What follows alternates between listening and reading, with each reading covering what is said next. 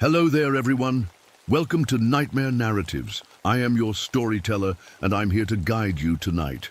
I know many of you use these videos to drift off to sleep, so before we begin, take a moment to like this video and subscribe to our channel. I'm always curious. Where are you watching from and what time is it in your part of the world? Now find your cozy spot and relax. My name is Isabella Rivera. I'm 27 years old and a park ranger at El Yunque National Forest in Puerto Rico. I've been here for 8 months now, and some days it almost feels like home. This morning, the rainforest looks like something from a dream.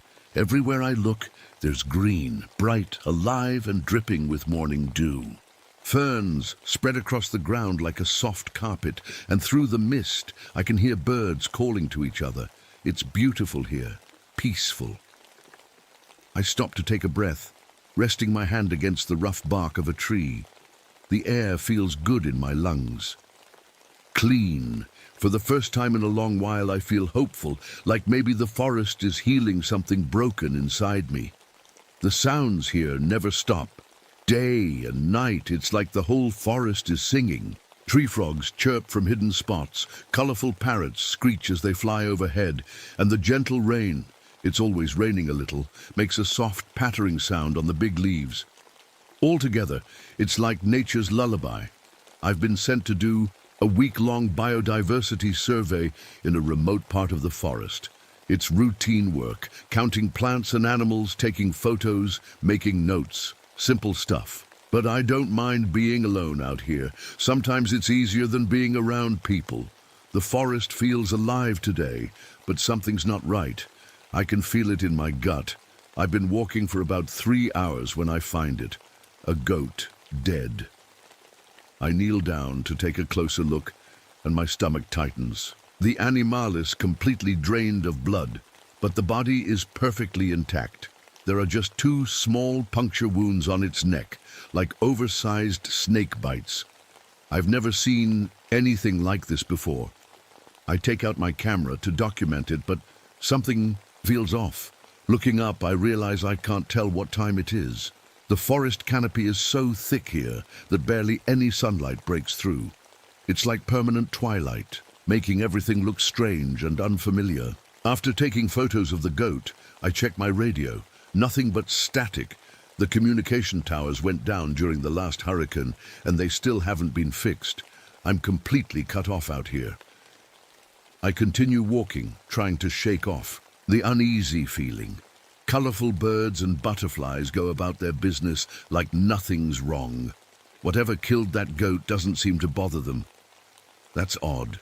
Usually, when there's a predator around, all wildlife gets nervous. Suddenly, I feel cold, really cold. My breath comes out as steam, which makes no sense. This is a tropical rainforest. It's never cold enough to see your breath, but I'm shivering now. The temperature has dropped at least 20 degrees in just minutes.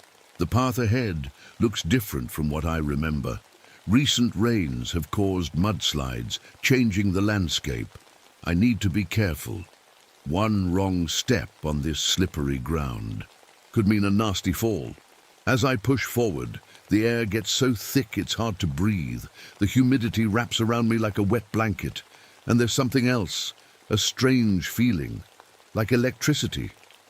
The hairs on my arms stand up, and I feel a tingling on the back of my neck. Something's watching me, I'm sure of it. I touch the small revolver at my hip, making sure it's there. I tell myself I'm being silly. It's just the forest playing tricks on my mind, but deep down I know better. Something's out there, and whatever it isn't natural. I wasn't always a park ranger. 8 months ago, my life was completely different. I was a paramedic, rushing to help people on their worst days. I loved that job, even though it was hard. Saving lives made all the tough parts worth it. Until that rainy Tuesday night. We got a call about a little girl having a severe asthma attack. Her name was Maria Santos, just 6 years old with big brown eyes and 2 braids tied with yellow ribbons. When we arrived, she could barely breathe. Her lips were turning blue. "It's going to be okay," I told her, holding her small hand. I'm going to take care of you." We loaded her into the ambulance and started toward the hospital. I was in the back with Maria, giving her oxygen and medicine to help her breathe. She was so scared. I remember telling her about the coqui frogs my grandmother used to talk about. Tiny frogs that sing at night. The story seemed to calm her. Then everything changed in a split second. A pickup truck ran a red light. The driver was drunk. He hit us right on the side, sending our ambulance spinning across the road. The crash was loud, metal tearing, glass breaking. When it stopped, I was on the floor, and Maria was still strapped to the gurney, but the oxygen tank had been knocked away. The driver was knocked out. The radio was smashed. I tried to help Maria with what supplies weren't broken, but she needed more than I could give her with our damaged equipment. "Help is coming," I kept saying, even as her breathing got worse. "Just hold on." It took 40 minutes for another ambulance to find us. By then, Maria was gone. She died while I held her hand, promising everything would be fine. I walked away from that crash with just a few cuts and bruises. Maria didn't walk away at all. After that, I couldn't go back to being a paramedic. Every time I heard a siren, I saw Maria's face. Every time I put on my uniform, I felt her small hand in mine. So I quit and applied to be a park ranger instead. No life or death decisions. No children depending on me to save them. At least that's what I thought. People who meet me don't see much. I'm small, 5'3", with long black hair I keep in a braid while working. My brown eyes don't give away much, but behind my professional smile, the sadness is always there. I wear Maria's hospital bracelet on my wrist. Sometimes I touch it without realizing, especially when things get tough. It's my reminder of what happens when I fail. Being a ranger isn't so different from being a paramedic in some ways. I still have my medical training. I'm certified as a wilderness first responder. I know the plants and animals of the rainforest better than most. I studied tropical ecology in college. But there's one thing that hasn't changed. I can't ignore someone who needs help, animal or human. If something's hurt or in trouble, I have to check it out. It's like a pull I can't fight, even when my brain tells me to walk away. I carry my medical kit everywhere. It's smaller than what I had as a paramedic, but it has the essentials. I've also got my digital camera for taking photos for research, a machete for clearing trails, and a .38 special revolver. The gun was my father's idea. "The forest isn't always friendly," he said. I never thought I'd need it. Growing up, my grandmother filled my head with stories about creatures from Puerto Rican folklore. The coqui that could turn invisible, the chupacabra that drank blood from farm animals. As a child, those stories kept me awake at night. As an adult with scientific training, I pushed them aside as just tales to scare kids. I believed science could explain everything, that my medical knowledge and logical mind would protect me from falling for superstitions. I was wrong. Looking at that bloodless goat, something my grandmother once said comes back to me. Not all legends are made up, Isa. Some are warnings dressed as stories. As I continue my hike deeper into the forest, those words echo in my head. The sunlight fades even more and shadows grow longer around me. The beautiful rainforest suddenly feels like a trap, and I'm walking right into it. I'm deep in the forest now. The path is barely visible, and every step takes me further from anything familiar. I've been taking photos of unusual plant species. When something strange happens, the insects stop chirping all at once. If you've ever been in a rainforest, you know that's not normal. The insect sounds are constant. Crickets, cicadas, beetles. They never stop day or night. But now there's nothing. The silence is so sudden and complete that my ears hurt. Like when you're on an airplane and the pressure changes. I freeze, listening hard. Nothing. Not even a single cricket, just the sound of my own breathing and heartbeat. "Hello?" I call out. My voice sounds wrong in the silence, like it doesn't belong here. I pull out my camera to document this strange moment, but when I press the button, it shows an error message. I try again. This time it takes a photo, but when I check, the screen shows nothing but empty forest. I'm sure I was pointing it at a rare blue fern. I try the GPS next. It's showing coordinates that can't be right. According to this, I'm somewhere in the middle of the Atlantic Ocean. All my digital equipment is going haywire at once. I turn everything off and back on again. Nothing helps. I decide to keep moving. Maybe it's just some weird electromagnetic thing from the storm last week. That's what the logical part of my brain says anyway. About a mile further, I come across a small farm at the edge of the forest. The sight stops me cold. There are dead animals everywhere. Chickens, goats, 2 cows, all laid out on the ground. 12 of them total. Every single one has the same marks I saw on the goat earlier, twin puncture wounds and bodies completely drained of blood. But no other injuries, no signs of a struggle, and strangest of all, no tracks or prints around the bodies. Whatever did this didn't leave any traces. I gag as a terrible smell hits me, like plastic burning mixed with the metallic scent of blood. It's so strong my eyes water and my throat burns. I pull my shirt over my nose, but it doesn't help much. I reach for my radio, forgetting for a moment it doesn't work. When I turn it on, there's nothing but static, but then a high-pitched whine cuts through the noise. It's so sharp and painful, I drop the radio, clutching my head. It feels like someone is driving a nail right between my eyes. The dead animals aren't just scattered randomly. Looking more carefully, I can see they're arranged in a circle, with their heads pointing inward. This wasn't done by some animal acting on instinct. This was planned, deliberate. That's when I hear it. Ayúdame. Por favor. Help me. Please. A child's voice, speaking Spanish. I spin around looking for the source. Hello? Who's there? Ayúdame, Isabella. The voice is coming from deeper in the forest. It's Maria's voice. I'd recognize it anywhere, but that's impossible. Maria is dead. I watched her die. Who's there? I call again, my hand moving to the revolver at my hip. This isn't funny. The voice calls again, this time from a completely different direction. It's like it's moving around me, circling. I tell myself it's just my mind playing tricks. Stress and lack of sleep can cause hallucinations. I know this from my medical training. But it sounds so real. As I'm trying to make sense of the voice, I notice something else wrong with the forest. The plants around me are wilting. Not just a few leaves, but entire sections of ferns and flowers. They're curling up and turning brown right before my eyes, like something is sucking the life out of them. The dead zone is spreading outward in a circle, with me at the center. I check my watch. It says 2:15 p.m. But that can't be right. It was around noon when I found the goat, and I've only been walking for about 2 hours. It should be early afternoon, but the forest is dark, like evening is already falling. The shadows are too long, the darkness too deep. My head spins as I try to make sense of it all. I feel weak suddenly, my legs shaky beneath me. My skin looks pale and my hands are trembling. It's like I'm coming down with something, but it hit me all at once. The symptoms remind me of severe anemia, the kind you see in patients who've lost a lot of blood. But I'm not bleeding. There's not a scratch on me, yet I feel drained.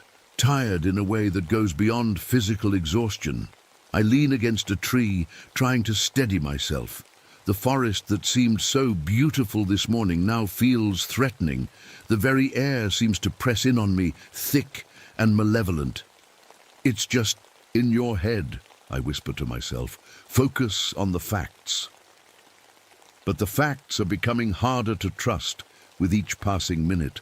The strange cold returns, and my breath fogs in front of my face. My medical kit feels heavy on my shoulder. My machete, once a simple tool, now feels like my only protection against whatever is out there. Because something is out there. I can feel it watching me, studying me, and somehow, impossibly, it knows my name. It knows about Maria. I push myself away from the tree, determined to find my way back to the ranger station. Whatever is happening here, I need to report it and get help. I turn to head back the way I came, but something catches my eye. A movement in the trees to my right. I look directly at it. Nothing's there.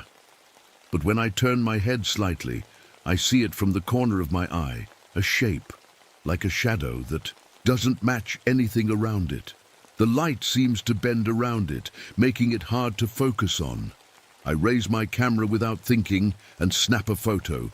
When I check the screen, my blood runs cold. There it is, a creature I can't see with my naked eyes, but the camera captures it perfectly. A grey-green figure about 4 feet tall, with a body too thin to be human. Its skin is almost see-through, with dark lines running underneath like veins. Its eyes are huge and black, taking up most of its face. It's looking right at the camera, right at me. I feel its gaze like a physical weight. It's not just watching me, it's studying me, like a scientist might study a lab rat. There's intelligence in those eyes, cold, calculating. I back away slowly, not wanting to make any sudden movements. The shape shifts in my peripheral vision, following me. "What do you want?" I ask, my voice barely above a whisper. No answer, but I swear I feel something brush against my mind, like fingers leafing through pages of a book. But the book is my thoughts, my memories. I raise my revolver with a shaking hand. "Stay back!" The creature moves suddenly, so fast. I can barely track it. It's circling me, testing my reactions. I fire a shot in its direction. The bullet passes right through where it should be, hitting a tree behind it. It's like the creature is only partly here, existing in some space between our world and somewhere else. Guns won't work. I need to think of something else. The creature stops moving. Through the trees, I watch in horror as it approaches a small bird on a low branch. The bird doesn't fly away, doesn't even move. It's frozen in place. The creature touches it with long, thin fingers, and the bird simply deflates, like all. The life is being sucked out of it. The creature turns to me again, and now I can see its face better through the camera screen, those huge black eyes fixed on me. In my mind, clear as day, I see Maria in the ambulance again, gasping for breath. The image is so real, I can smell the antiseptic and hear the monitors beeping. But it's not my memory playing on its own. The creature is putting it there, forcing me to relive it. My legs feel too heavy to move. Each step is harder than the last, like I'm walking through deep mud. It's draining me somehow, pulling my energy away without even touching me. I need to get away. Up. I need to go up. Ahead of me is a massive cecropia tree, its trunk straight and branches spreading wide above. In my ranger training, we learned climbing techniques for collecting samples from tall trees. With the last of my strength, I strap my gear tightly to my back and start climbing. The creature follows, but it seems hesitant. Maybe it's not good at climbing. Maybe it prefers to keep its feet on the ground. I climb higher, my arms burning. With the effort, 20 feet up, 30, I can feel my strength fading fast. Whatever this thing is doing to me, it's working. I'm so tired I can barely hold on. As I reach for the next branch, a thought hits me. The creature feeds on blood. That's what happened to all those animals. It's a vampire of sorts. In my medical kit, I have epinephrine, adrenaline, for allergic reactions. What if I inject myself with it? It would make my heart race, change my blood chemistry, maybe make me toxic to the creature. I reach my medical kit with one hand, still clinging to the tree with the other. I find the EpiPen and stab it into my thigh, right through my pants. The effect is immediate. My heart pounds, my vision sharpens, and for a moment I feel stronger. But it's not enough. As I look down, the creature is climbing now, moving up the tree with unnatural speed. I can only see it clearly through my camera screen, which I hold in one shaking hand. I climb higher, but there are fewer branches now. I'm running out of tree. Suddenly pain explodes in my neck, sharp, burning pain that makes me scream. The creature has reached me. I feel something pierce my skin, right over my carotid artery. Two sharp points like needles. My blood is being drained rapidly. I can feel myself weakening, my grip on the tree loosening. Black spots dance in my vision. This is it. This is how I die. No, not like this. With my remaining strength, I grab my camera and turn on the flash. I set it to continuous mode, the kind used for action shots, and aim it directly at where I feel the creature on my neck. The strobing light seems to disorient it. I feel the pressure on my neck release as the creature pulls back, its camouflage disrupted by the flashing light. For the first time, I can see it clearly with my own eyes. Its thin body, its huge black eyes now narrowed against the light. In that moment of clarity, something else happens. The memory of Maria that's been torturing me shifts. I see her face, but instead of blame in her eyes, I see understanding. It wasn't my fault. I did everything I could. The realization hits me with stunning force. I've been carrying this guilt for so long, and now, face to face with death, I finally see the truth. I couldn't have saved her. Some things are beyond our control. As this weight lifts from my mind, I feel the creature's mental hold on me weaken. I can move again. Below us, the recent rains have left the hillside unstable. With my machete, I reach out and cut the vines that are holding a section of mud and rocks in place. The ground gives way beneath the tree. A landslide begins, small. At first, then gathering speed and mass. The creature screeches, a sound so high-pitched it hurts my ears as the mud engulfs it, pulling it down the mountainside. But I'm going down too. The tree shakes, then starts to tilt as its roots tear free from the softened earth. I cling to the trunk as we fall together, creature, tree, and me, carried down the slope in a rush of mud and debris. Pain explodes through my body as we hit the ground. I feel bones break, feel the breath knocked from my lungs. The mud covers me, heavy and suffocating. This is the end, I think. But at least I'm taking this thing with me. With the last of my strength, I reach for the emergency beacon on my belt. It's designed to send GPS coordinates to the ranger station. I press the button, holding it down until I feel it vibrate, confirming the signal is sent. My vision darkens. At the edges, I'm so cold now. My hand finds Maria's bracelet on my wrist, and I hold it tight. "I'm sorry," I whisper, though I'm not sure who I'm talking to, Maria or the other rangers who will come looking for me, or even the creature itself. As consciousness slips away, I have one final terrible thought. I hear something moving in. The mud nearby, a small, high-pitched sound like a baby animal crying. Not one creature, many, and I've just sent my colleagues straight to them. But that's a problem for tomorrow, for someone else. I've done what I can. As darkness takes me, I think I see Maria standing in the forest, smiling, holding out her hand. This time I'm the one who needs saving, and this time there's no one left to help.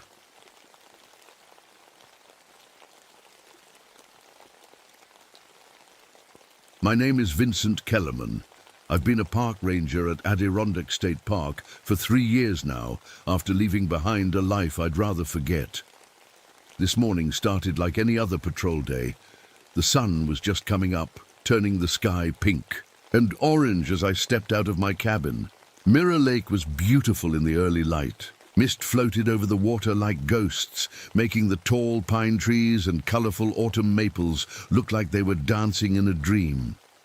Their reflections rippled on the lake's surface as a gentle breeze moved through the valley.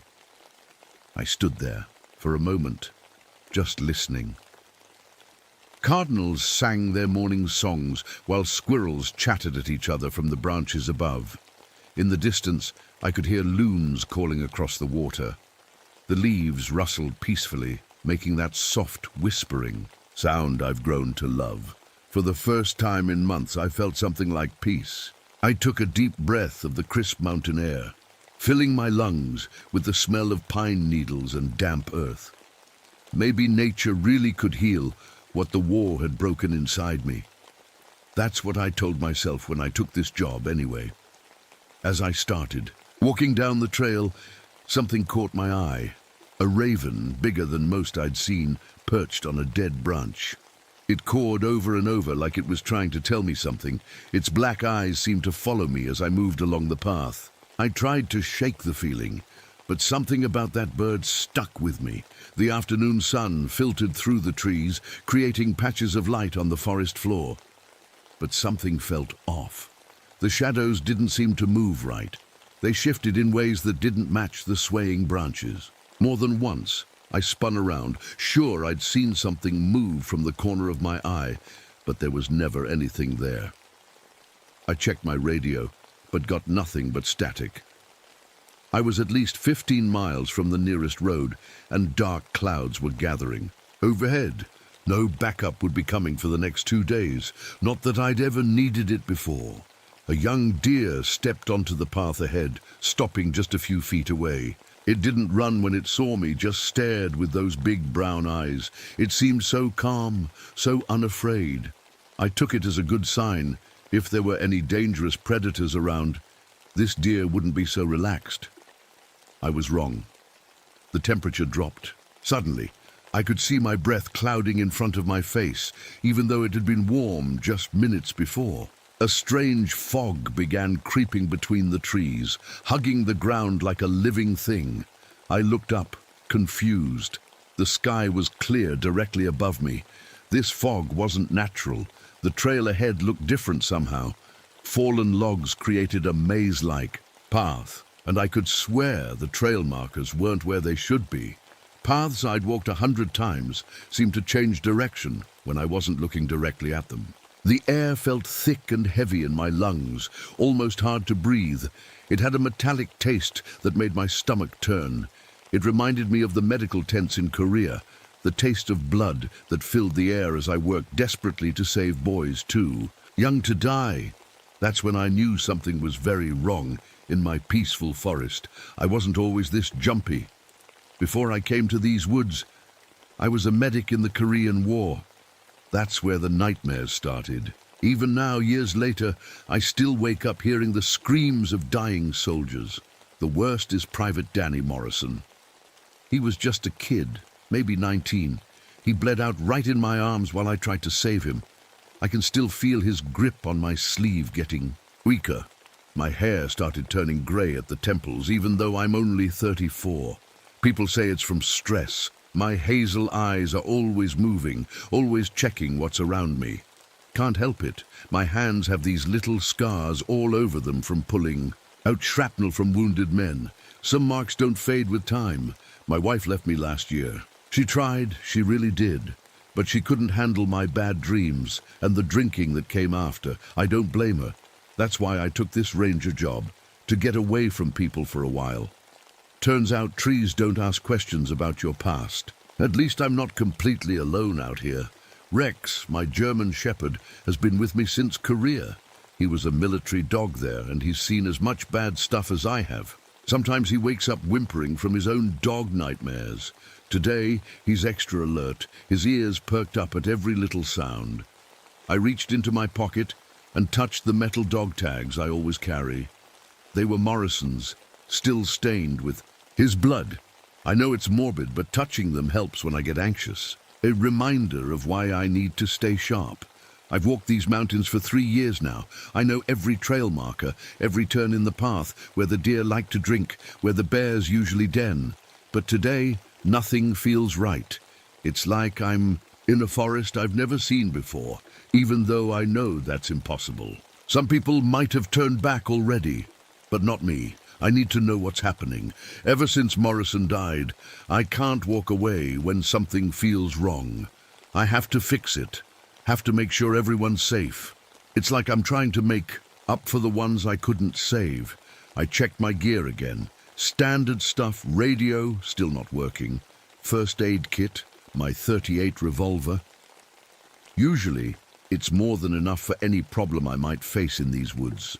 Rex whimpered and pulled at his leash, refusing to take the trail to the left. I frowned. He's never done that before. Rex isn't afraid of anything. He's charged bears before I could stop him, but something about that path had him scared. "It's okay, boy," I said, but I didn't believe my own words.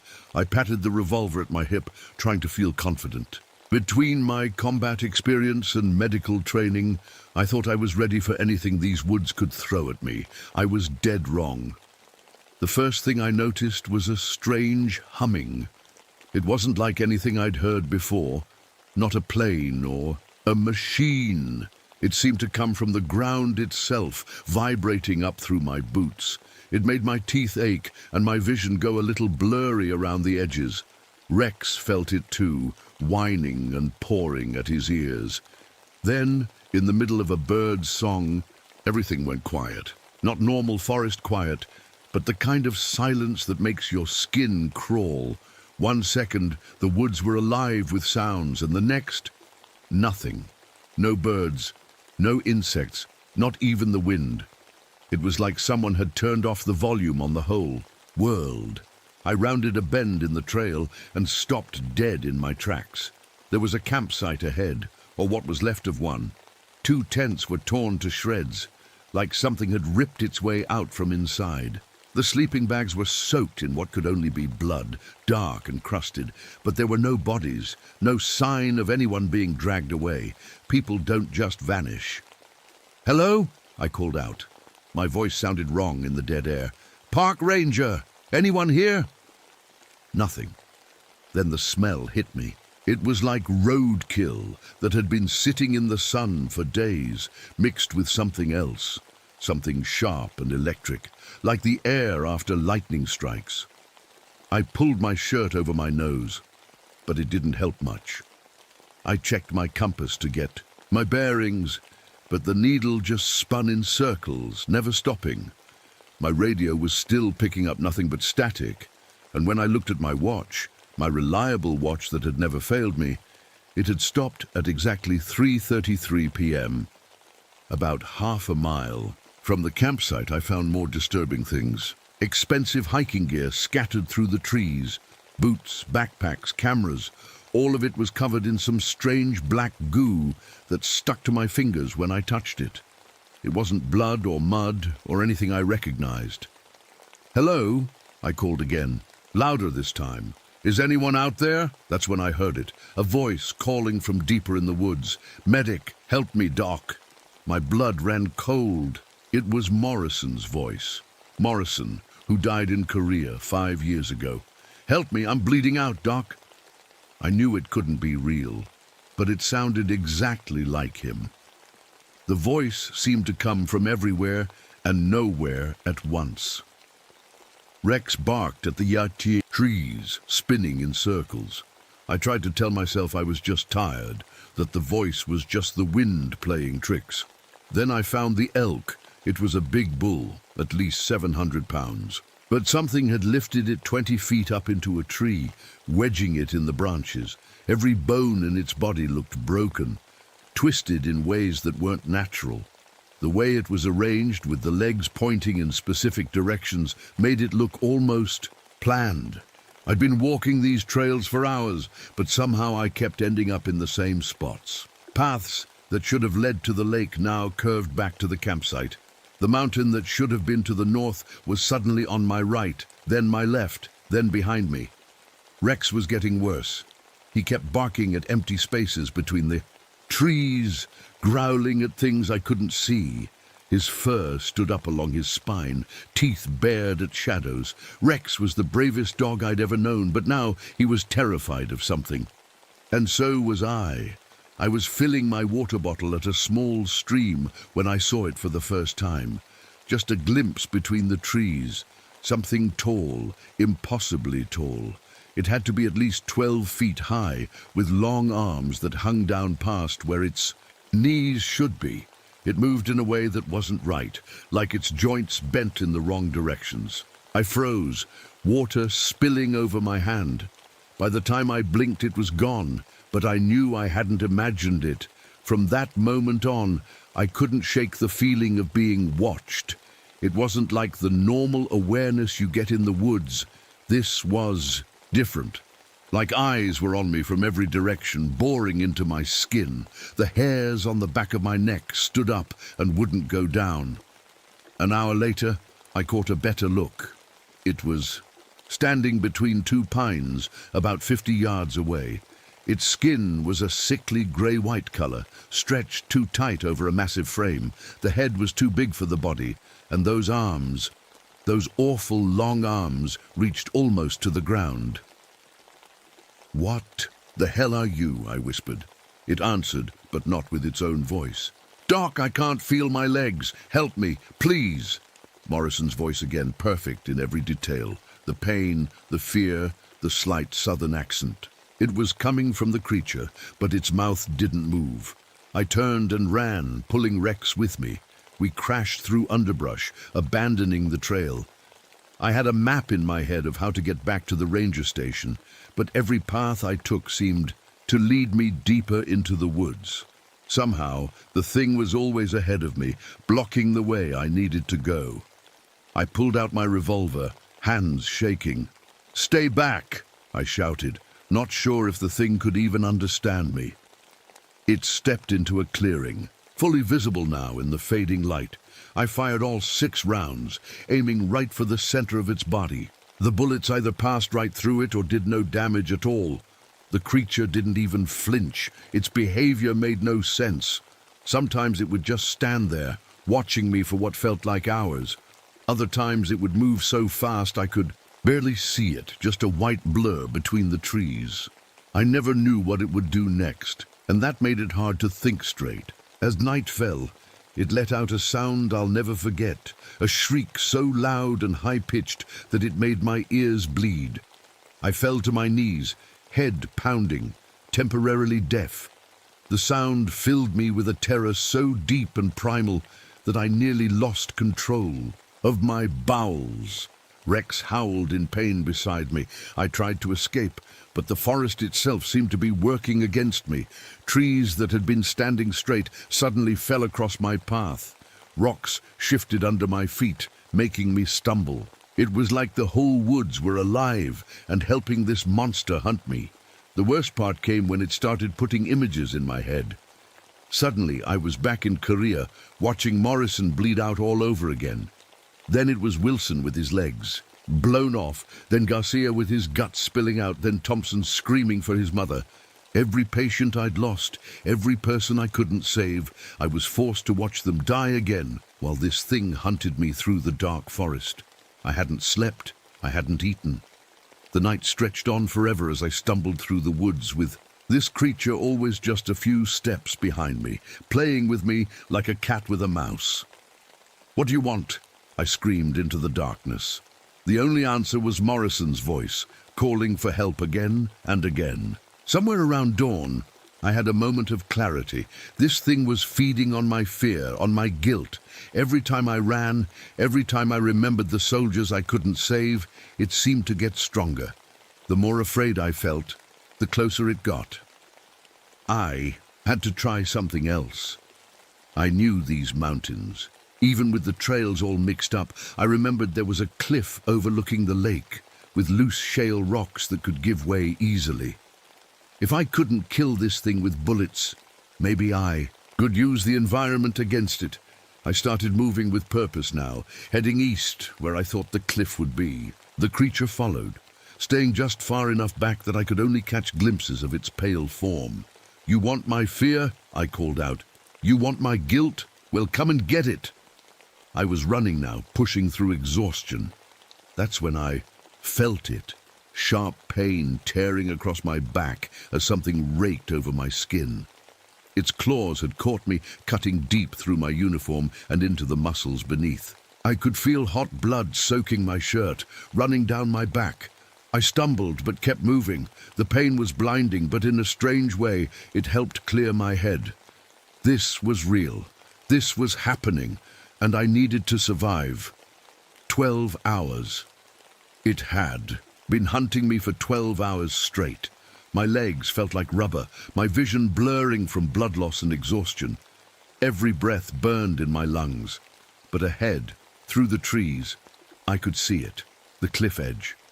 I staggered the last few yards, then turned to face the creature. It towered over me, at least twice my height. In the early morning light, I could see its eyes red and glowing like embers. There was nowhere left to run. The cliff was at my back, a drop of at least 100 feet to the rocks and water below. The thing reached out one long, pale arm toward me, and Morrison's voice came again. "Why didn't you save me, Doc?" Something shifted inside me then. Maybe it was the blood loss. Maybe it was just finally facing my demons. But I suddenly understood. Morrison's death wasn't my fault. I'd done everything I could. Some people just couldn't be saved, no matter how hard you tried. "I'm sorry, Danny," I said aloud. "But it wasn't my fault. And you're not him." The creature hesitated, its arm frozen. In midair, the voice faltered. That's when Rex attacked. My brave, loyal dog launched himself at the creature's legs, teeth baring into that pale flesh. The monster let out that terrible shriek again and tried to shake him off. I had seconds to act. Near the cliff edge was an abandoned campsite, probably from the hikers, whose gear I'd found scattered through the forest. Among the items was a small generator with a gas can beside it. Moving on pure adrenaline, I grabbed the gas can and splashed the liquid between me and the creature. Rex was still hanging on, giving me the distraction I desperately needed. The monster's claws caught Rex, tearing into him. I heard my dog's yelp of pain, saw his body go flying through the air.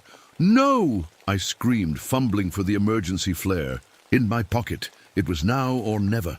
I struck the flare and threw it at the gasoline. The fuel caught immediately, creating a wall of flame between me and the creature. The fire roared up, and the monster retreated, screaming that inhuman shriek. The flames caught its pale skin, and it thrashed wildly, the fire spreading across its body. It backed away, still burning, into the deeper woods. The last I saw was those red eyes, glaring at me through the flames. I collapsed then, my strength finally giving out. The last thing I remember is crawling toward Rex's still form, blood pooling under me as darkness took over. They found me 3 days later, barely alive. The search party said I'd lost so much blood, they didn't know how I was still breathing. The claw marks on my back required over 100 stitches. They never found Rex's body. They said a bear must have taken it, but I know better. It's been months now, and I've transferred to a different park, but I still hear things. Hikers in the Adirondacks reporting strange sounds in the woods. A young man's voice calling for help, begging for a medic. Sometimes I wonder if I really destroyed that thing, or if it's still out there waiting. And sometimes, on cold nights when the wind sounds like screaming, I wonder if a part of it is still inside me, feeding on the guilt I can never fully shake. All I know for sure is that I'll never set foot in those woods again.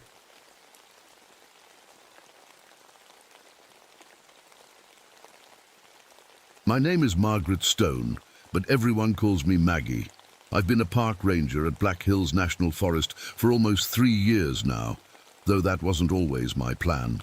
6 months ago, I was an ER nurse in Rapid City, working long shifts and trying to save lives. I was good at my job until Emma Hartwell. Emma was just 8 years old, with blonde pigtails and a gap-toothed smile. She came in with what her parents thought was a bad flu, but I knew something was wrong the moment I saw her glassy eyes. Meningitis. We worked on her for 14 hours straight. I stayed by her side the whole time, holding her hand when the doctors weren't poking and prodding. "Don't let me die, Nurse Maggie," she whispered to me, her little fingers wrapped around mine. I promised her I wouldn't, but I couldn't keep that promise. When she flatlined, something in me broke. I can still hear the steady beep of the monitor, see her parents crumpling to the floor in the waiting room when I had to tell them. After that, I couldn't handle the ER anymore. Every child that came through those doors was Emma to me. My hands would shake, my breath would catch, and panic would take over. So I ran away. I applied for the most isolated ranger position I could find, Pine Ridge Station in the heart of the Black Hills. Out here, the only lives I'm responsible for are the ones people are smart enough not to put in my hands. At least, That's what I thought.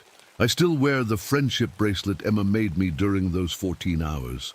Colorful threads woven together by tiny fingers fighting to live. I keep it under my glove, touching it when the memories get too heavy. Like a reminder and a punishment all at once. Rex Hamilton at headquarters tried to warn me last week. Something strange going on up at Pine Ridge, he said. Hikers reporting weird stuff, probably just cabin fever or seeing things in the snow. I laughed it off. After what I'd seen in the ER, nothing in these peaceful woods could scare me. I was wrong, so very wrong. This morning started out perfect. Fresh snow had fallen overnight, covering everything in a clean white blanket. The pine trees looked like they were wearing fluffy coats, and the sunlight made the ice crystals sparkle like tiny diamonds. For the first time in months, I felt peaceful. I decided to check the eastern trails, just a routine walk to make sure no hikers were stuck after the snowfall. The air was cold but nice, and the sound of my boots crunching in the snow was somehow comforting. Out here, far from hospitals and beeping machines, I could almost forget about Emma. The forest was alive around me. Wind gently moved through, the pine needles making a soft whooshing sound. In the distance, I heard an elk calling out, its voice echoing across the valley. A pair of snowshoe hares hopped across my path, leaving tiny footprints in the fresh snow. Everything seemed so normal, so right. That's when I saw them. Footprints, human footprints, but all wrong. They were huge, much bigger than any man's foot I'd ever seen, and barefoot. Who walks barefoot in snow when it's below freezing? The toes looked strange, too. Too long, almost like fingers. I knelt down to take a closer look, and a chill ran through me that had nothing to do with the cold. I checked my watch. Only 2:30 in the afternoon, but the shadows stretched long and dark around me like it was almost sunset. The light seemed dimmer somehow, even though there wasn't a cloud in the sky. Strange, I muttered to myself, reaching for my radio to check in with headquarters. Pine Ridge to base, come in, I said. But all I got back was a quick weather warning about an unexpected blizzard before the radio went to static. I shook it and tried again, but nothing, just white noise. Great. Alone for the weekend with no radio. I told myself it was just the mountains blocking the signal. I stood up and noticed how quickly the temperature was dropping. My thermometer had read 20 degrees when I left the station, but now the little dial was hovering near zero and still dropping fast. As I watched, it sank to 15. The trees around me started to make loud cracking sounds as the cold made them contract. Looking around, I realized I couldn't recognize where I was. The snow was falling heavier now, covering landmarks I should know like the back of my hand. Trails I'd walked 100 times suddenly seemed unfamiliar. The air felt different too. Thin and sharp, each breath burned my lungs a little, and it was quiet. Too quiet. The elk had stopped calling. The wind had died down. It felt like the whole forest was holding its breath, waiting for something. I touched Emma's bracelet under my glove. Just a normal day, I whispered to myself. Just a normal patrol. But deep down, I knew nothing about this day was normal. And it was about to get much, much worse. The cold hit me like a wall. I've been in freezing temperatures before, but this was different. My cheeks stung after just seconds of exposure, and my fingers went numb inside my gloves. It wasn't natural. I'd never felt cold this intense. I decided to head back to the station, but as I turned around, I realized I couldn't hear anything. Not a bird, not a squirrel, not even the wind. The forest had gone completely silent, like someone had hit a mute button on the whole world. Animals don't just stop making noise all at once, unless they're scared of something. That's when I smelled it. A horrible stench like rotten meat and worse things. The kind of smell that makes your stomach turn. It shouldn't have been possible in this cold. Things don't rot when it's below freezing. I followed the smell, though every instinct told me not to. About half a mile off the main trail, I found a small campsite. A blue tent was half buried in snow, and the smell was coming from inside. "Hello," I called out. "Park Ranger, is anyone there?" No answer. With shaking hands, I unzipped the tent flap. What I saw inside will haunt me forever. A family of 4, Mom, Dad, and 2 children, all frozen solid. Their faces were twisted in fear, mouths open in silent screams. But that wasn't the worst part. Parts of them were missing, like something had been eating them. But there were no claw marks, no signs of bears or wolves. The bites looked almost human. I stumbled backward, nearly throwing up. In all my years as a nurse, I'd never seen anything like this. That's when my radio crackled to life. Instead of Rex's voice from headquarters, I heard whispers in a language I didn't understand. Then, cutting through the whispers, the sound of children crying.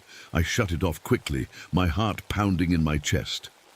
Looking around the campsite, I noticed something leading away from the tent. A trail in the snow, not footprints, but a disgusting mixture of human waste and vomit, as if whatever had been here had gotten violently sick after feeding. I knew I should document the scene, call for help, follow procedure.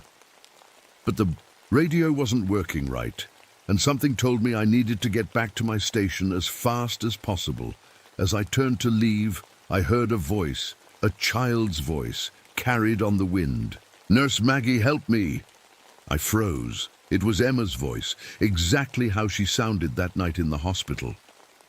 "Emma," I whispered, even though I knew it was impossible.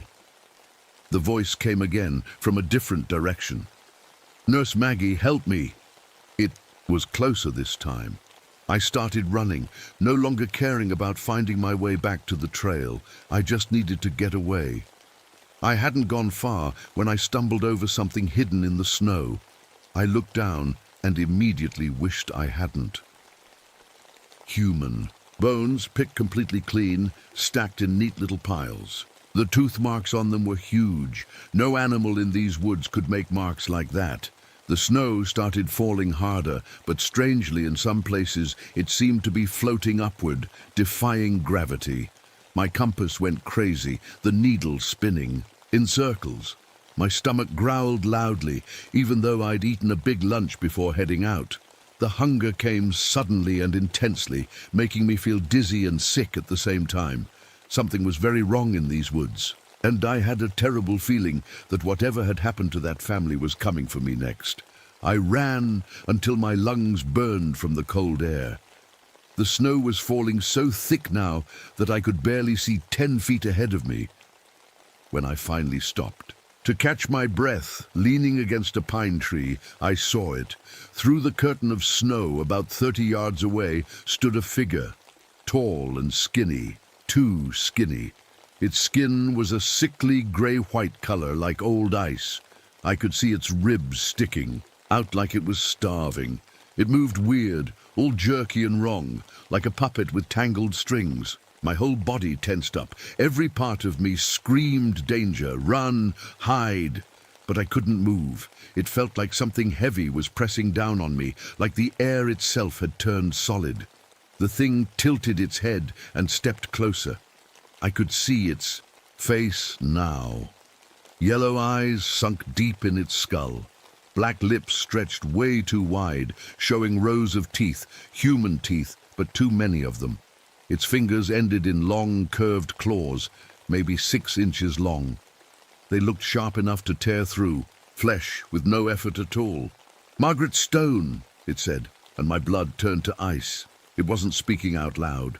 The voice was inside my head, but worse, it was Emma's voice. "Don't let me die, Nurse Maggie." The exact words, the exact way she said them that night.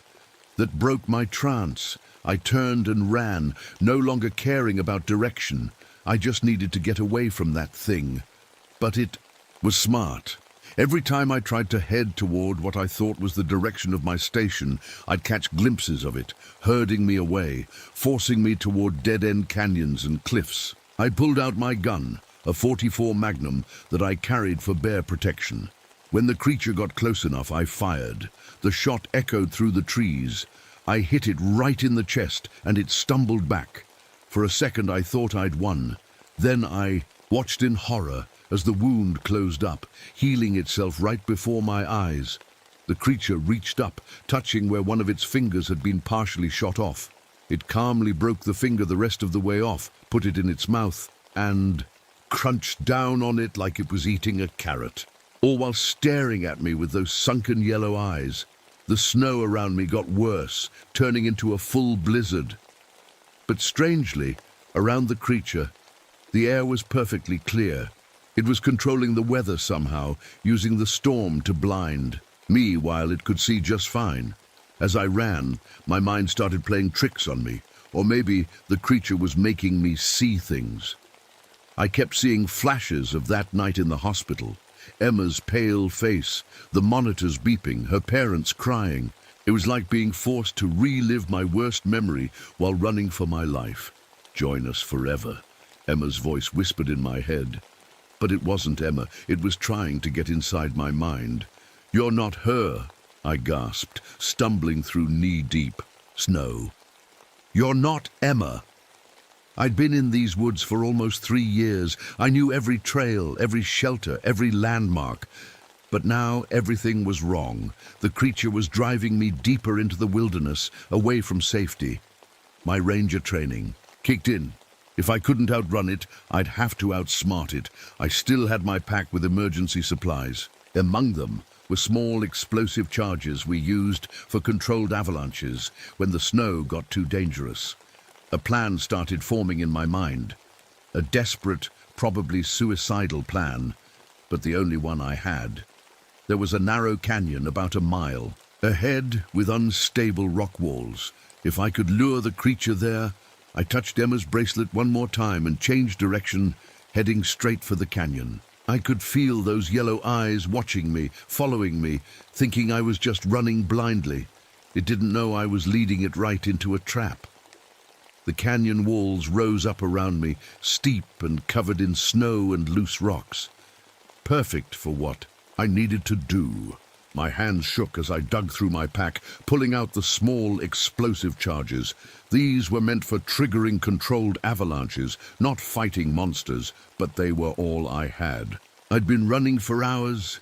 The sun had set long ago, and the cold was getting worse. I couldn't feel my toes anymore, and my fingers were so numb I could barely handle the equipment. 18 hours in a blizzard was pushing the limits of what even an experienced ranger could survive. I placed one charge on the canyon wall where it looked weakest, then took out my radio. It was still picking up nothing but static and those weird whispers, but that might work to my advantage. I recorded a short message, my voice shaking. "This is Ranger Margaret Stone, requesting immediate assistance at Pine Ridge."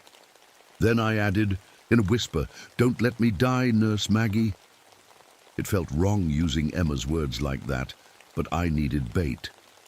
I set the radio to play my message on loop, cranked up the volume, and placed it on a rock shelf about 20 feet away from where I'd put the explosive. Then I hid behind a large boulder, detonator in hand, and waited. The silence was complete except for the wind and my recorded voice echoing off the canyon walls. Minutes passed. Had I lost it? Had my plan failed? Then I heard it. That strange, jerky movement crunching through the snow. It was coming closer, drawn by my voice, by Emma's voice. I peeked out from behind the boulder. The creature stood in the perfect spot, right below the weakest part of the canyon wall, its head tilted as it listened to the radio. Its yellow eyes glowed in the darkness. This was my chance. I pressed the detonator button. Nothing happened. I pressed it again. Still nothing. The cold must have damaged it somehow. The creature's head snapped in my direction. It knew I was there now. It started moving toward me, those long claws extending. I fumbled with the detonator, trying to get it to work, but my fingers were too numb. The creature was getting closer, 10 feet away, 5 feet. "Stay back!" I shouted, pulling out my gun again, even though I knew it wouldn't help. It lunged at me, impossibly fast. I felt a searing pain across my stomach as its claws slashed through my jacket, my shirt, my skin. I looked down and saw blood, a lot of it, steaming in the cold air. I could see things that should never be seen outside a human body. With one hand pressing against my wound, I grabbed the detonator again. This was it. Do or die. As the creature leaned in close, its black lips stretching into that horrible smile, I thought of Emma, of how I couldn't save her, of how I'd run away from my failure instead of facing it. "I'm sorry, Emma," I whispered, but not to the monster, to the real Emma, to myself. And in that moment, I found a kind of peace. I wasn't running anymore. With all my remaining strength, I jammed the wires of the detonator together directly, bypassing the button entirely. The explosion was deafening. The canyon wall shuddered, then gave way. Thousands of tons of rock and ice came crashing down. I had just enough time to see the creature look up, its yellow eyes widening, before the avalanche hit us both. The pain was intense but brief. Then darkness, quiet, cold. I don't know how long I was buried. Minutes, hours. I couldn't move, couldn't breathe. The weight of the snow and rocks was crushing me. As consciousness started to slip away, I thought I heard Emma's voice again, but not the monster's fake version. The real Emma, like she was right beside me. "It's okay, Nurse Maggie. You can rest now." My last thought was that I hadn't run away this time. I'd stayed, I'd fought, and maybe, just maybe, I'd won. The search team didn't find me until spring, when the snow started to melt. Rex Hamilton led the rescue mission himself after I missed 3 scheduled check-ins. They said the avalanche had changed the whole landscape of that part of the forest, created a new formation that wasn't on any of their maps. I know this because I heard them talking. I shouldn't have been able to hear anything, being dead and all, but somehow I was still aware. Still there in a way I can't explain. They dug my body out from under 6 feet of rock and ice. I was still clutching Emma's bracelet in my frozen hand. Rex cried when he found me. I never knew he cared that much. "Look at these marks," one of the rescue team said, pointing to my shoulder. "What kind of animal bite is that?" They were looking at the place where the creature had grabbed me just before the avalanche hit. The marks didn't match any known predator. As they carried my body out of the forest, I felt myself being pulled along, like I was tied to it somehow. I wanted to tell them to leave me there, to bury me again, because I knew something they didn't. The creature wasn't dead. Late at night, when the forest is quiet, you can hear strange howls coming from beneath the rock slide. Not animal sounds, something else. And sometimes, if you listen carefully, you can hear children crying underground. 3 hikers have gone, missing near that new rock formation in the months since they found me. The official report says they probably got lost in unexpected snowstorms. But I know better. The hunger of Pine Ridge is still there, buried but not destroyed. Waiting, growing, stronger. Sometimes I think I can feel it reaching out, trying to find me even beyond death. In those moments I hold tight to the memory of Emma, the real Emma, and I find the strength to resist. Rangers have put up warning signs around that part of the forest now. They say it's because of unstable ground and avalanche risk. The truth is much worse. If you're ever hiking in the Black Hills and you hear a child's voice calling for help, or if the snow starts to fall upward, or if you find footprints that look almost human but not quite, run. Don't look back. Don't try to help. And whatever you do, don't make promises you can't keep. Some things are hungrier than others when you break them. My name is Margaret Stone. I was a nurse, then a park ranger, and now something else. This is my warning to you. The hunger of Pine Ridge is still out there, and it's always starving.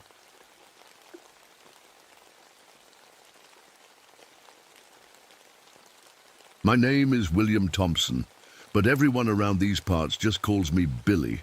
I've been a park ranger in the Ouachita National Forest for going on 15 years now. The swamps of Arkansas have been my home since I was knee-high to a grasshopper, and after coming back from Korea, I couldn't imagine living anywhere else. The bayou has a way of calming my nerves that nothing else can. Those giant cypress trees with their twisted trunks rising up from the dark water like ancient giants, all draped in that ghostly Spanish moss hanging down like old men's beards. Sometimes, when I'm out on my boat, gliding between those trees, it feels like I'm moving through a natural church. I know that sounds silly, but that's how it feels to me. This morning started like any other patrol. The sun wasn't fully up yet, and a light fog was dancing on the water's surface. The sounds of the swamp were all around me.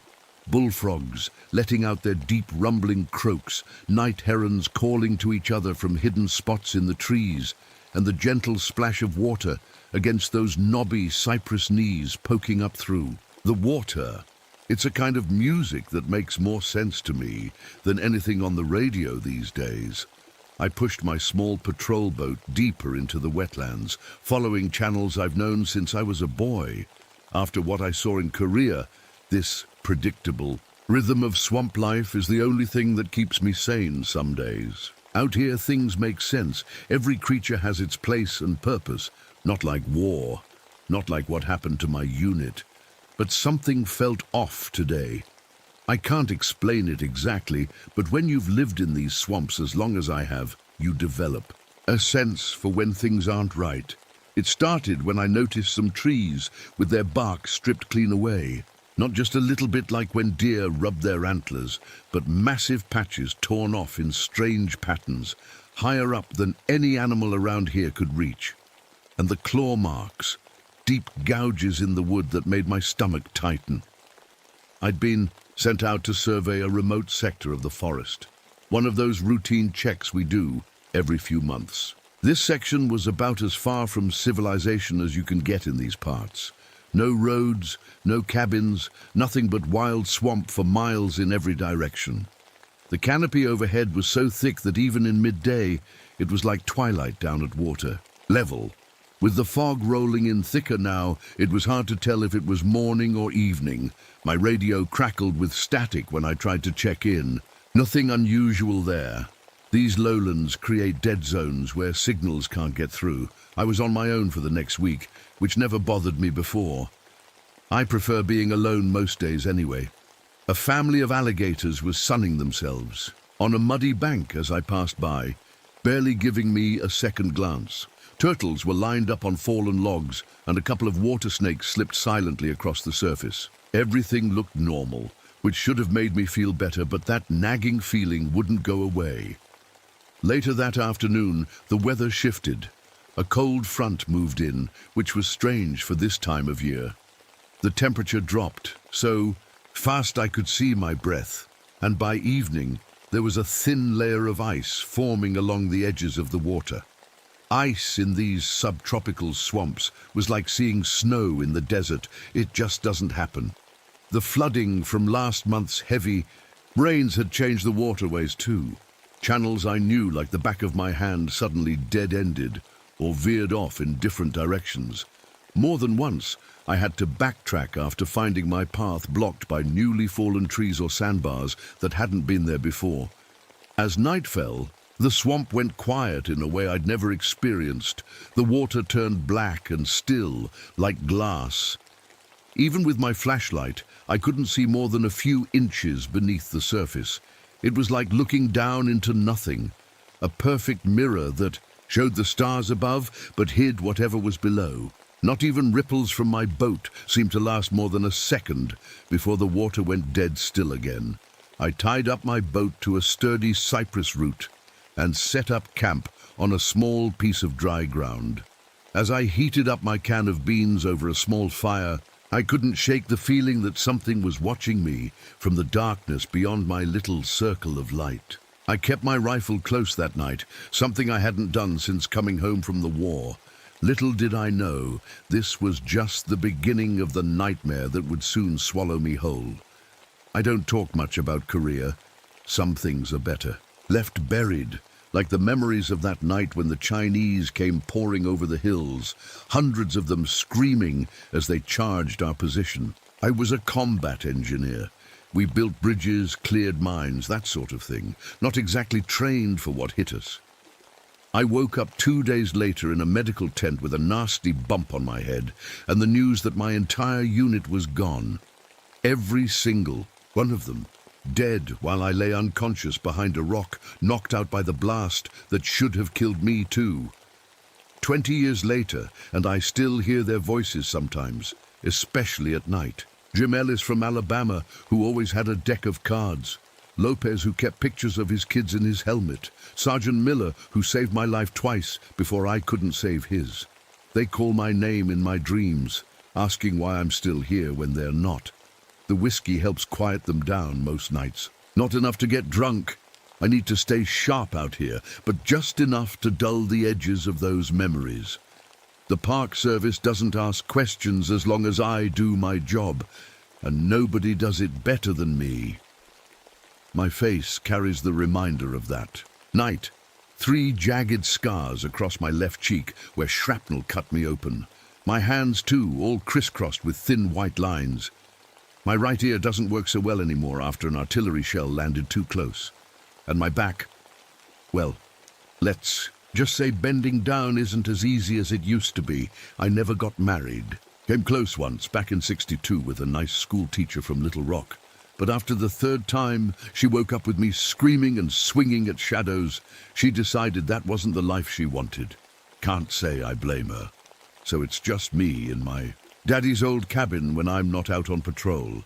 The cabin sits on the edge of the swamp, weathered grey wood that looks like it might fall over in a strong wind, but has stood through 50 years of storms. Inside it's simple, 1 room with a bed, table, 2 chairs and a wood stove. Photos of my parents on the wall, my dad in his World War I uniform looking young and sure of himself. I keep my own war medals in my pocket, 5 of them including a Purple Heart. I touch them sometimes when the world starts closing in, just to remind myself that it was real, that I was there. These swamps raised me as much as my parents did. By the time I was 12, I could name every bird by its call, every fish by the way it moved underwater, every plant by its leaves. I learned to smell rain coming hours before the first drop fell, to find my way through fog so thick you couldn't see your hand in front of your face. The water and I, we understand each other. That's why they send me out to find the lost ones. Tourists who wander off the trails, hunters who don't make it back to their trucks, kids who go exploring too far from home. No matter how bad the weather or how dark the night, I always bring them back. Maybe because I couldn't bring my unit back. Maybe because every person I find alive quiets those voices just a little bit. My gear isn't fancy. Same M1 Garand rifle I trained with back in '51. Cleaned and oiled every week without fail. My combat knife rides on my hip, edge sharp enough to shave with. The first aid kit in my pack has military-grade supplies, better than the standard issue stuff the Park Service hands out. Experience teaches you to be prepared. Last month, a couple of duck hunters came into the ranger station all fired up, about seeing something in the deepest part of the swamp. Said it was huge, walked on 2 legs but wasn't a man, covered in reddish-brown hair with eyes that glowed in their flashlight beams. I smiled and nodded, poured them more coffee and chalked it up to too much moonshine and too little sleep. Local folks have been telling stories about the Fook monster for generations, just tall tales to scare children and tourists. After everything I saw in Korea, I figured there wasn't much in these swamps that could truly frighten me. I'd faced the worst that men could do to each other.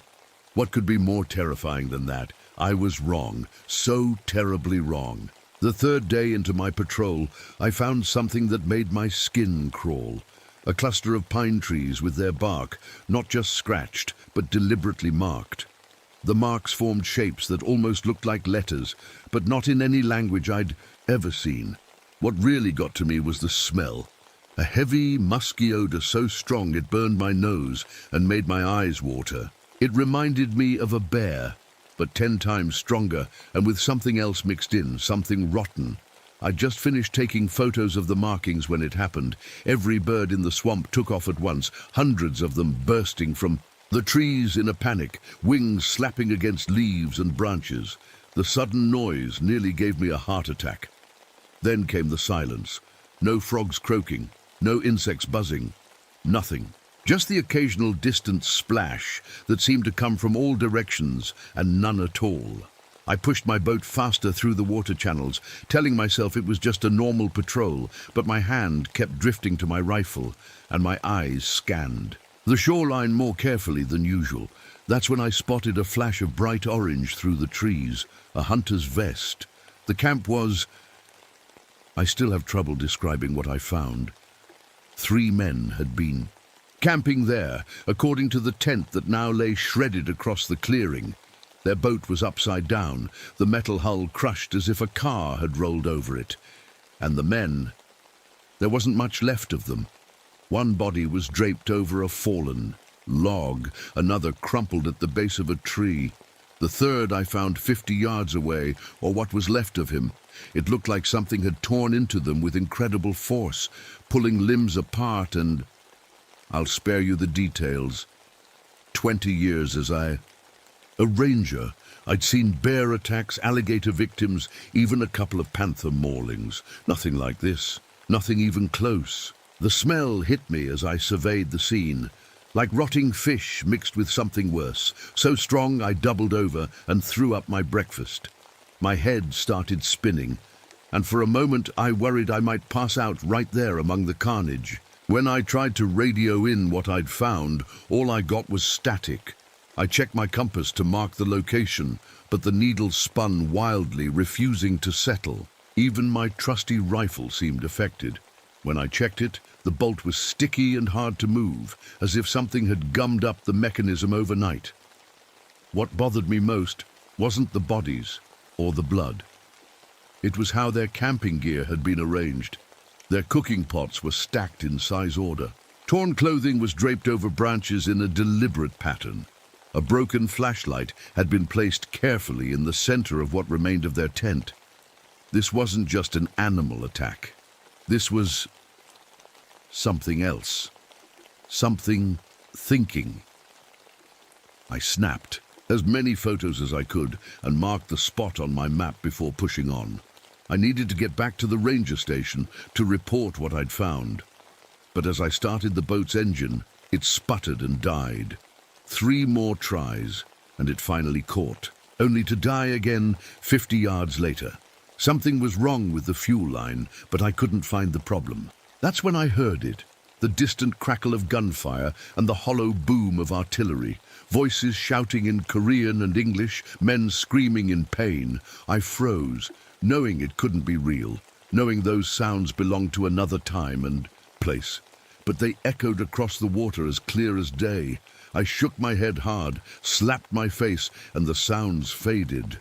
Just my mind playing tricks, I told myself. The stress of finding those bodies bringing back old memories. I got the engine running again and pushed on, trying to follow the sun west toward the ranger station. But nothing looked right. Landmarks I'd known my whole life seemed to have moved. Channels that should have connected were now dead ends. It was as if the swamp itself had rearranged overnight, turning familiar territory into a maze. My head started pounding, a deep throbbing pain behind my eyes. Flashes of memory hit me. The hills of Korea overlaid with cypress trees, Chinese soldiers moving between the trunks, my unit's faces reflected in the dark water below my boat. Past and present blurred together, making it hard to know what was real and what wasn't. I had to pull over and make camp as darkness fell. My hands shook as I tied up the boat and gathered firewood. I built my fire bigger than usual, creating a circle of light that pushed back the darkness. That night I didn't sleep. I sat with my back against a tree, rifle across my lap, listening to the unnatural silence of the swamp. In the small hours of the morning, I found fresh footprints in the mud near my boat, human-shaped but massive, at least 18 inches long. I stared at them in the beam of my flashlight. and as I watched, the impressions seemed to deepen, as if whatever made them was pressing down again, invisible but present. That's when I knew I wasn't the hunter anymore. I was the prey. The fourth morning broke with a heavy fog that made the world vanish beyond 10 feet in any direction. I packed up camp quickly, my movements mechanical from years of practice, but clumsy from lack of sleep. Every noise made me jump, the plop of a frog hitting water, the rustle of leaves in the gentle breeze. I felt watched from every direction. I was pushing my boat through a narrow channel when I saw it. The water ahead began to bubble and churn, and then it rose up. At first, all I saw was a dark shape in the fog, tall and broad. Then it stepped forward, and I saw it clearly. It stood upright like a man, but so much bigger, close to 9 feet tall with shoulders twice as wide as mine. Its body was covered in thick, reddish-brown hair that dripped with swamp water. But its face, God help me, its face, the head, was shaped wrong, too long with a heavy brow that shadowed its eyes, but I could see them anyway, red, like embers in a dying fire, fixed on me with an intelligence that froze the blood in my veins. Its mouth was pulled back in what might have been a smile, showing teeth that belonged on a big cat, not anything that walks on 2 legs. I felt something I hadn't felt since Korea, the absolute certainty that I was looking at death. This wasn't just an animal. This was a predator that had been hunting humans for a very long time. And right now it was hunting me. My training kicked in. I raised my rifle and fired 3 quick shots. The bullets hit it square in the chest, making it stagger back. For 1 heartbeat, I thought I'd stopped it. Then it straightened up and looked down at the wounds. The holes were already closing. The bleeding stopped. It dug its claws into its own flesh and pulled out my bullets one by one, dropping them into the water with soft plunks. "William!" The voice came from everywhere and nowhere, a rasping whisper that somehow carried the voices of my dead unit. "Why did you live when we died, William?" A trick. Had to be a trick. But how could it know my name? How could it know about Korea? The gunshots seemed to enrage it. Its body tensed, muscles bunching under that matted hair. Foam dripped from its jaws as it let out a sound I still hear in my nightmares. Part roar, part scream, entirely inhuman. Then it moved, so fast I barely saw it, leaping through the water toward my boat. I gunned the engine and spun away, the boat's wake throwing up a wall of water behind me. I raced through channels blindly, ducking branches and barely avoiding tree trunks that loomed out of the fog. But no matter how fast I went, I could hear it coming behind me, splashing through water, crashing through undergrowth. At one point, I thought I'd lost it. I cut the engine and drifted into a small cove, hidden by hanging moss. That's when I noticed the water level rising around me, not slowly like a tide, but rapidly, as if something was controlling the flow. Within minutes, the low ground I'd planned to hide on was underwater, forcing me back into the open channel. It was waiting. This time, it wasn't alone. As I rounded a bend, an alligator lunged at my boat from the right, nearly capsizing me. I swerved left and almost ran straight into a water moccasin thicker than my arm, hanging from a branch right at head height. Everywhere I turned, the swamp's predators seemed to be working together, herding me deeper into the wilderness. My head pounded worse than before, and now I was seeing and hearing things constantly. The swamp trees became Korean hills. The calls of birds transformed into the radio chatter of my unit. I saw faces in the water, Lopez, Miller, Ellis, their dead eyes following me as I fled. "Should have been you, Billy," the monster called, using Lopez's voice perfectly. "Why'd you get to come home when we didn't?" I knew it wasn't real, knew it was using my guilt against me somehow, but knowing didn't stop the pain or the fear. Twice I caught myself answering the voices, begging forgiveness from men long dead. The creature hunted me all day, driving me in circles, cutting me off whenever I tried to head west toward the ranger station. It seemed to know these swamps as well as I did. maybe better. It would disappear for 30 minutes, letting me think I'd escaped, then suddenly appear ahead of me, forcing me to change course again. It was smart, setting traps that nearly caught me several times. A fallen tree that wasn't fully fallen, but dropped into the water as I passed beneath it. A seemingly solid patch of ground that turned out to be floating vegetation that gave way under my weight when I tried to cross it. By late afternoon, I was running on nothing but adrenaline and fear. My boat was nearly out of gas. My rifle jammed completely after firing at the creature a second time, with the same useless result. And the voices, God, the voices wouldn't stop. Night fell, and a cold rain began to fall. I found a small island with a ring of cypress trees and pulled my boat up onto the muddy shore. My hands shook so badly I could barely get a fire started. The rain threatened to put it out, but I huddled over the flames, feeding them stick after stick. In the darkness beyond my little fire, I could see its eyes, those glowing red points watching me, circling my position. Sometimes close, sometimes far away, but always there. It was playing with me now, enjoying my fear. I checked my supplies, half a canteen of water, no food, a knife, a first aid kit, and tucked in the bottom of my pack 4 sticks of dynamite we used for clearing log jams and beaver dams. Not much to work with, but I was running out of options. That night, as the creature paced around my camp and the rain fell in sheets, I made my plan. I wasn't going to run anymore. One way or another, this would end tomorrow.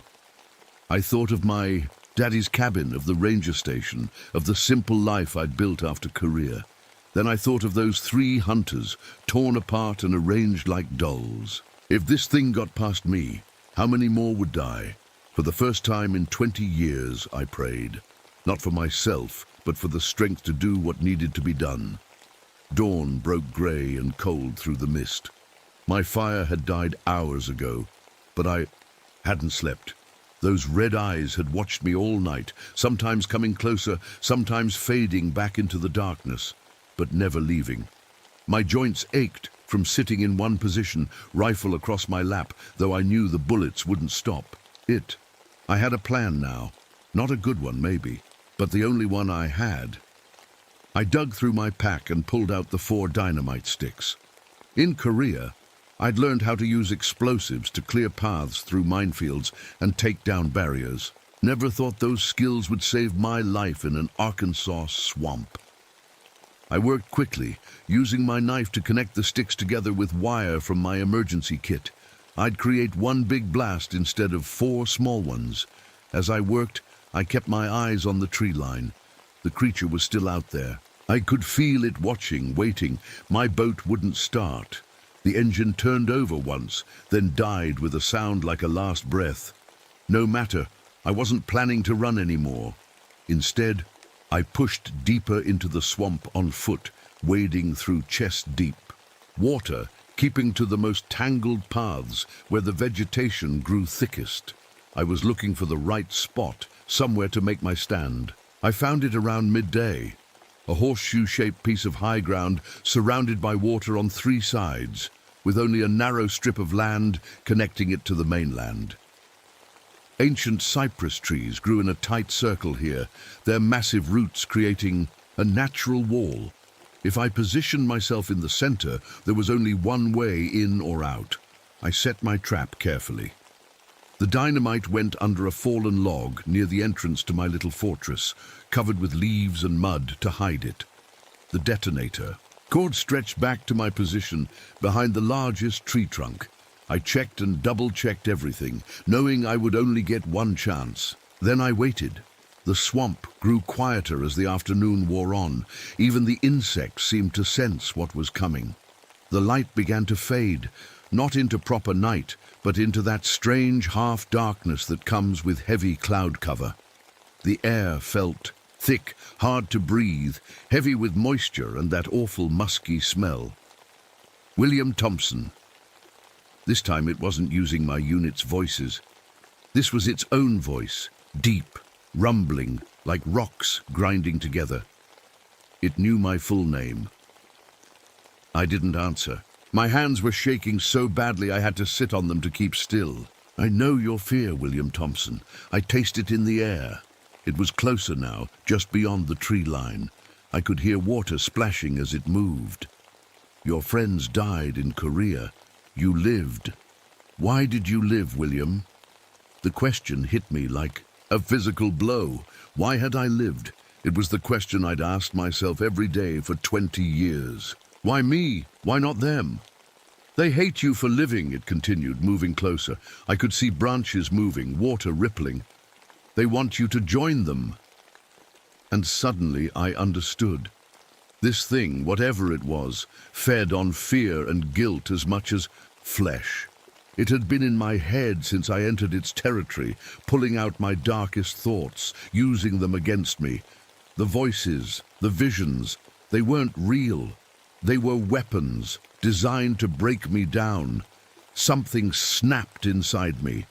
A lifetime of carrying guilt and shame, of believing I should have died with my unit. It all crystallized into a sudden, perfect clarity. They don't hate me, I said, my voice steady for the first time in days. They're dead. They don't feel anything. You're not them. You're just a thing in the swamp using their memory. It snarled, a sound that made my bones vibrate. It wasn't used to prey that fought back, not like this. Then it charged. It burst through the narrow entrance to my fortress, moving faster than anything that size had a right to move. 9 feet of muscle and rage, those red eyes locked on me, claws extended. I waited until it was directly over my hidden dynamite. 1 second, 2. It was almost on me, close enough that I could smell its hot, rotten breath. I pressed the detonator. Nothing happened. The creature slammed into me, knocking me back against a tree trunk hard enough to drive the air from my lungs. Its claws raked across my chest and stomach, cutting through my jacket and shirt like they were paper, slicing deep into flesh. The pain was blinding, immediate. It lifted me by the throat, bringing my face level with its own.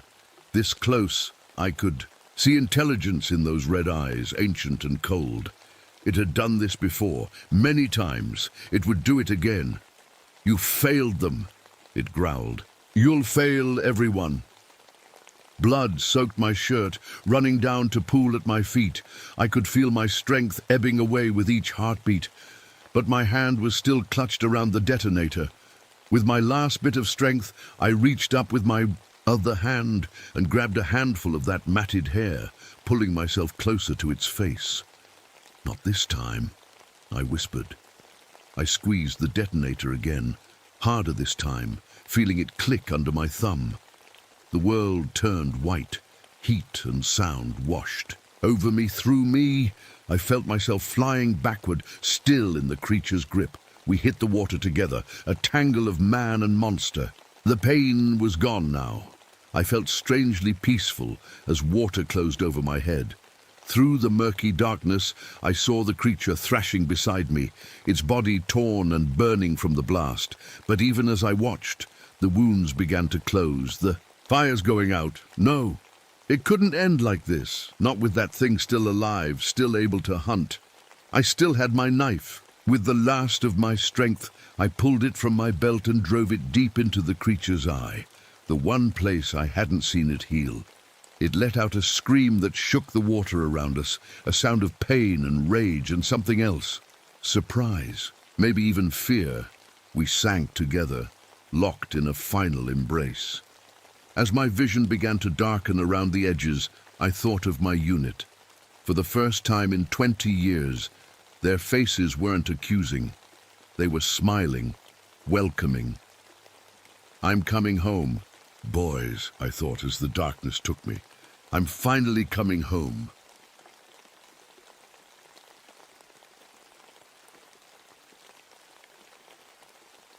My name is James Kowalski, but everyone calls me Jimmy.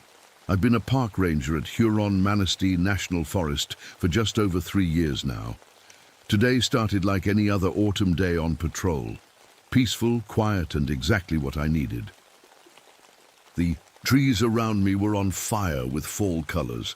Huge old maples and oaks stretched up so high, their red and gold leaves made a ceiling above me. When the sun broke through, it painted the ground with spots of light, like walking through a giant church with stained glass windows. I loved the sounds of the forest in fall. Woodpeckers tapped away at tree trunks, looking for bugs. Chipmunks chattered to each other as they ran in and out of hollow logs. The wind made the dying leaves whisper to each other. Crunch, crunch, crunch went my boots through the leaves. It was so normal, so calming. Just me and the forest, like always. I felt good out here, in control. This was my area. I knew every trail, every rock, every creek. 3 years of walking these same paths had burned the map into my brain. Nothing could surprise me here, or so I thought. About 2 hours into my patrol, I stopped dead in my tracks. Something was wrong. In front of me was a perfect circle of dead plants, about 30 feet across. Every leaf, every blade of grass inside that circle was brown and dry. Outside the circle, everything was alive and colorful. It didn't make any sense. I knelt down to touch the dead grass. It crumbled between my fingers like it had been dead for months, not days. What the hell, I muttered, checking my watch to note the time, but my digital watch wasn't showing the right time. Instead of 2:15 p.m., it showed 25:73. I blinked hard and looked again. The numbers flickered, then the screen went completely blank. Great! I checked my old school backup watch, a habit from my Coast Guard days. At least it still worked, 2:16 p.m. I reached for my phone to call it in, then remembered. The storm 3 days ago had knocked out the cell tower. Budget cuts meant I was alone out here for the next 3 days. No backup coming, no check-ins. Just as I was deciding what to do next, I heard a rustling in the bushes. I tensed up, hand moving to my gun, then relaxed when a golden retriever trotted out, tail wagging like crazy. "Hey, buddy," I said, kneeling down. "Where's your owner?" The dog had a blue collar but no tags, just a local address stamped into the leather. Strange that someone would let their dog wander this far into the forest alone. Suddenly, I felt a chill run through me. The temperature dropped like someone had opened a freezer door. The warm October day turned ice cold in seconds. I watched in disbelief as frost started forming on the leaves around me. My breath came, out in white clouds. The dog whined and pressed against my leg. "It's okay, boy," I said, though I wasn't sure if that was true. I decided to head back to the ranger station. Something was off, and I needed to radio in, even if cell service was down. I turned to follow the main trail back, but it wasn't where it should be. Instead of the wide, well-marked path I'd been following all morning, there was a narrow trail I didn't recognize. I checked my map, then looked up at the landmarks around me. Nothing matched up. Either the map was wrong or... No, that was impossible. Maps don't just change.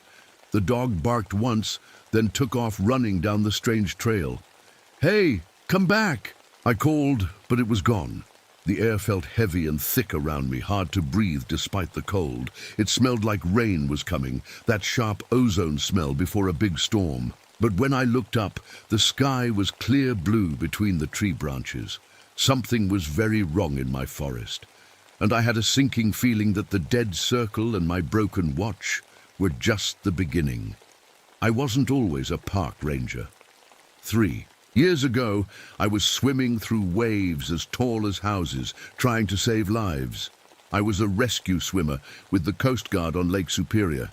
It was a job I loved until that stormy night in November. The call came in about a small boat in trouble.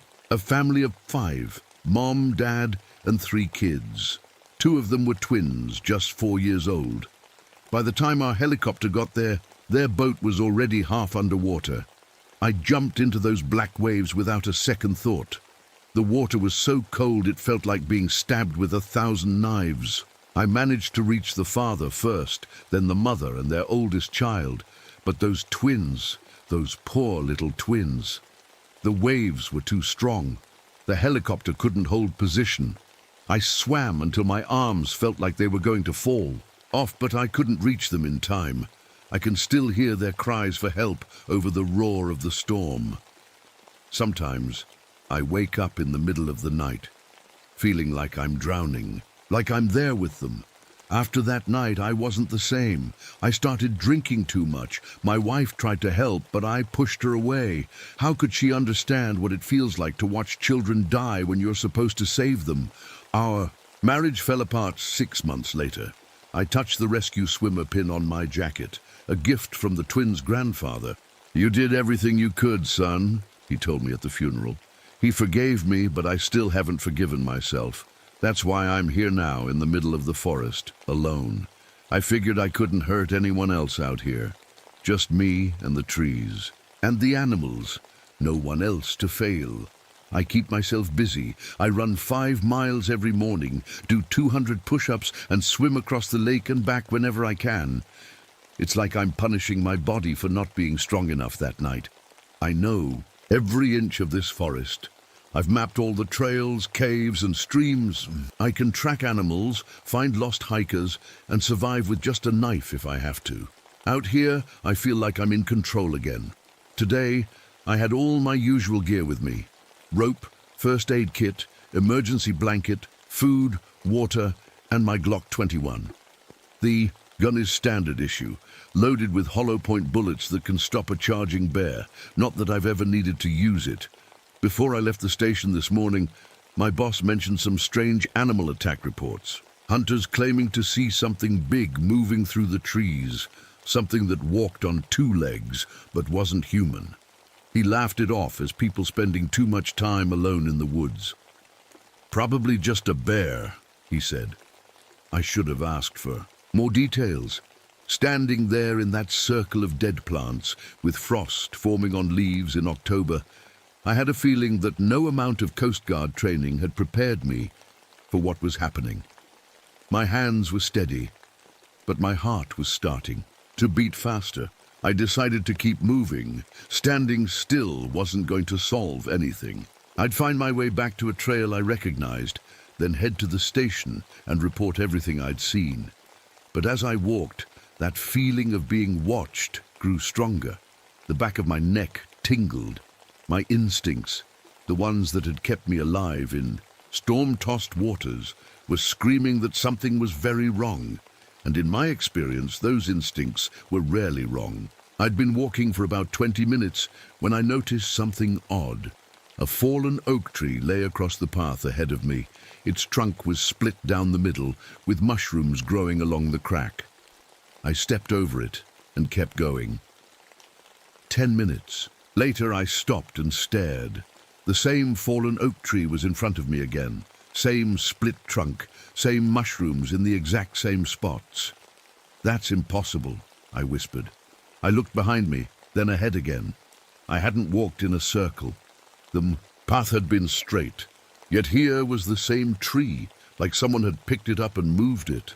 I took out my knife and made a small mark on the trunk, then stepped over it and kept walking. 5 minutes later, the tree was there again, with my mark on it. My heart beat faster. Trees don't move. I decided to leave the trail and cut through the forest. Maybe the path was playing tricks on me somehow. As I pushed through the underbrush, the forest fell silent. Not quiet, silent. 1 second, birds were chirping, squirrels were rustling through leaves, and the wind was blowing. The next second, nothing. Like someone had pressed a mute button on the whole forest. The silence was so sudden that my ears started ringing, a high-pitched sound that seemed to come from inside my head rather than outside. I shook my head, trying to clear it, but the ringing just got louder. Then I smelled it. Blood. Following my nose, I pushed through a thick stand of bushes and froze. A hunting camp lay in front of me, or what was left of one.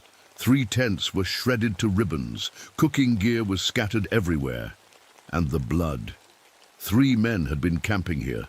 Now they were in pieces, scattered across the clearing like someone had torn them apart and thrown the parts around.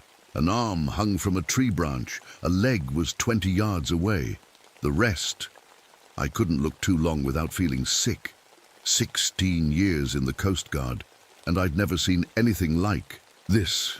No animal I knew could do this kind of damage. Not a bear, not a wolf, not a mountain lion. The smell hit me next. Wet dog mixed with copper and something like electricity, so strong it made my eyes water and my stomach turn. I pulled out my GPS unit to mark the location and call for backup. The screen showed I was in the middle of Lake Superior, hundreds of miles from where I actually stood. I tried the radio next. Instead of static or voices, all I got was a weird howling sound, like wind through a narrow canyon. I quickly shut it off. Looking around the destroyed camp, I saw clothes and gear hanging from tree branches. Not just thrown there, but arranged in a pattern, like some kind of sick decoration. The bloodstains on the ground weren't random either. They formed shapes, triangles and circles that no splashing blood should make. That's when I heard it. Children laughing, not just any children. I recognized those voices. The twins from the U-boat, the ones I couldn't save. "Hello?" I called out, my voice shaking. "Is someone there?" The laughter stopped then. "Help us, Jimmy. Save us this time." My blood turned to ice. No one out here knew my name, and those children had died 3 years ago. I backed away from the camp, eyes scanning the trees. In the soft mud near the edge of the clearing, I saw tracks, wolf tracks, big ones. Then the tracks changed. Mid-step, the wolf prints became human footprints, then back to wolf again, all in a single line of tracks. My head started pounding.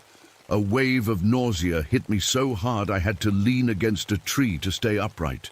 My vision blurred, then doubled. I blinked hard, trying to clear it.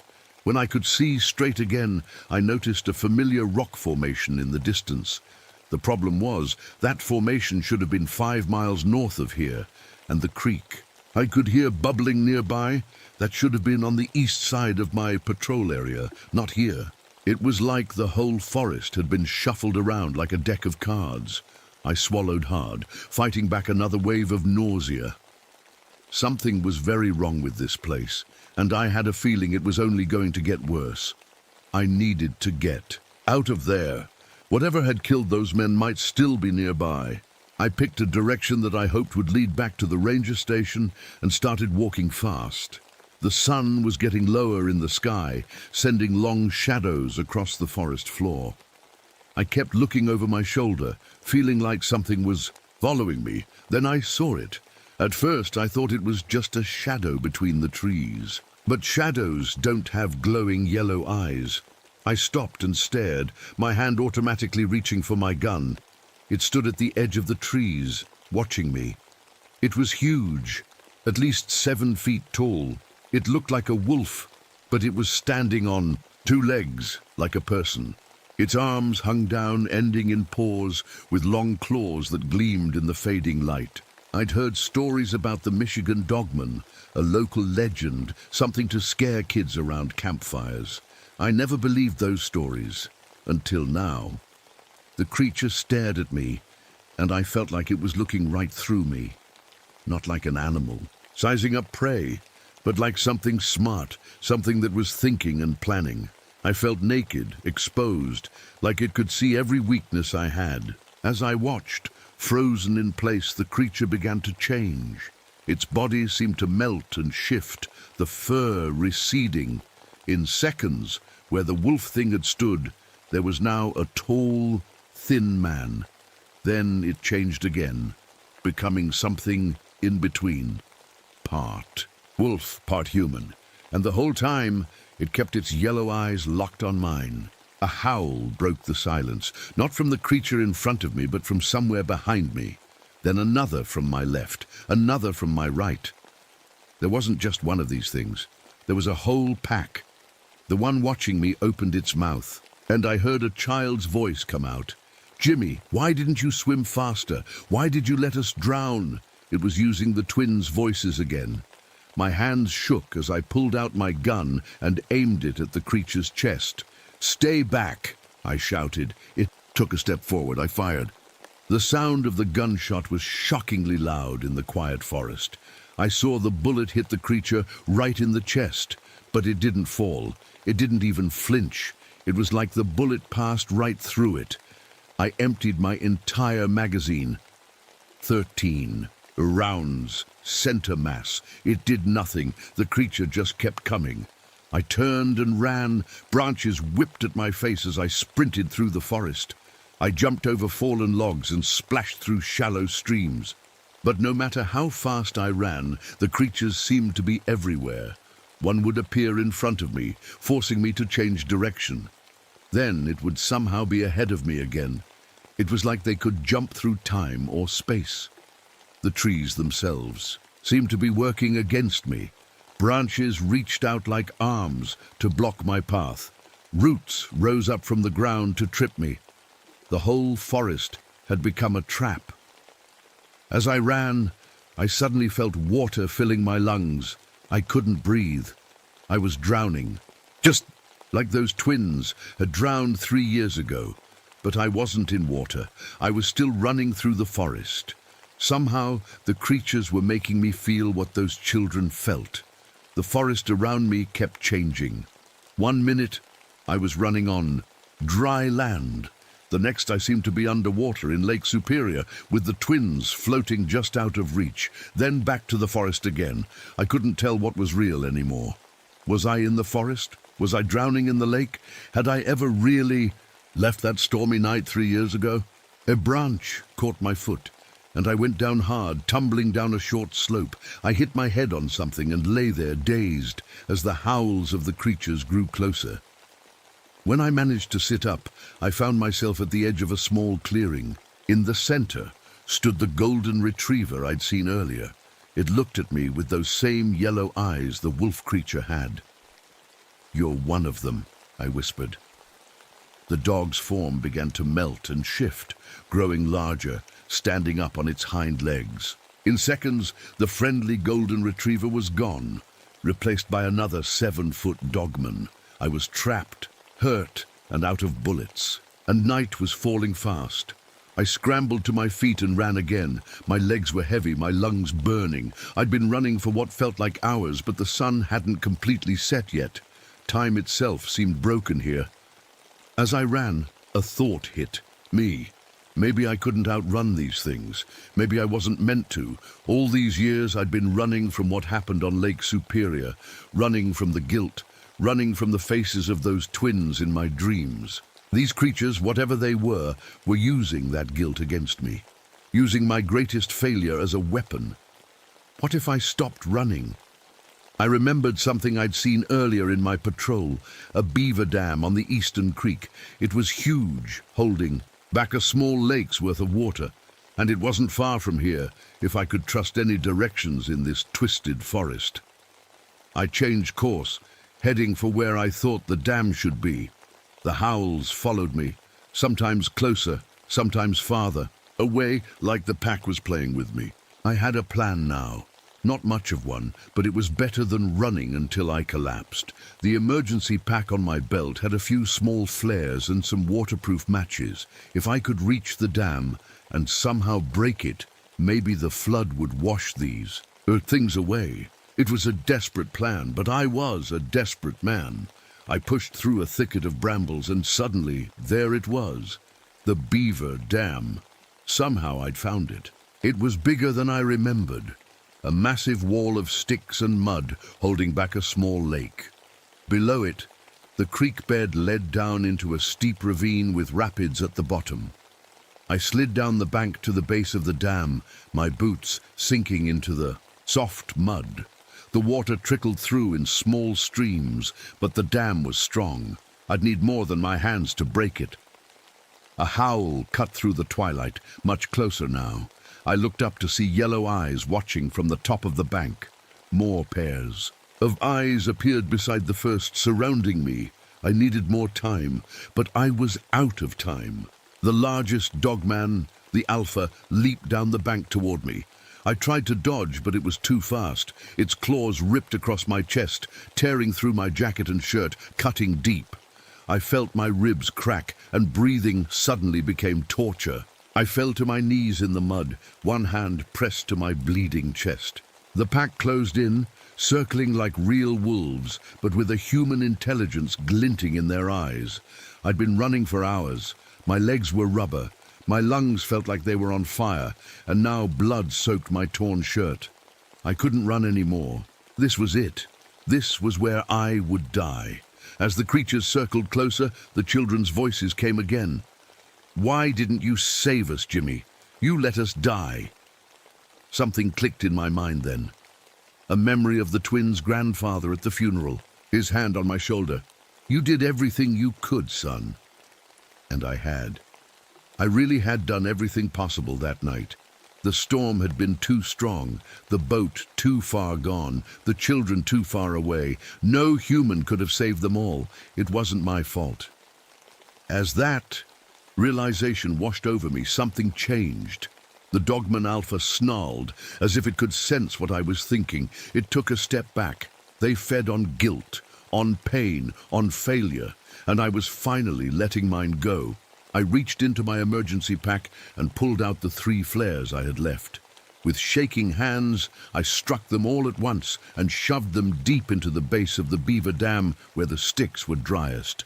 The Alpha lunged at me, but it was too late. The flares caught, and the dry wood of the dam began to burn.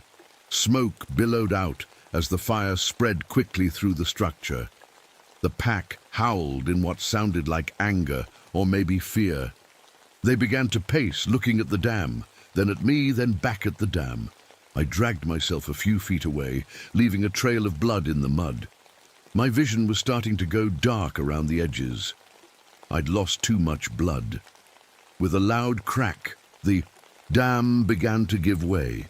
Water trickled through at first, then burst through in a great flood. The dogmen scrambled to get away, but the water was too fast.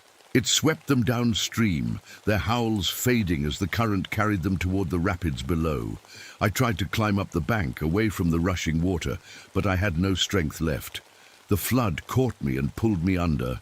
As the water closed over my head, I felt a strange sense of peace. I wasn't drowning in Lake Superior during a storm. I was dying in a forest creek of my own choice, having finally faced my demons. In that moment, I understood what those twins must have felt in their final moments. Not fear, but a kind of acceptance, a letting go. The water carried me down into the rapids. My lungs burned for air, but I felt strangely calm. The last thing I saw before everything went black was a patch of sky between the trees where the first stars were coming out.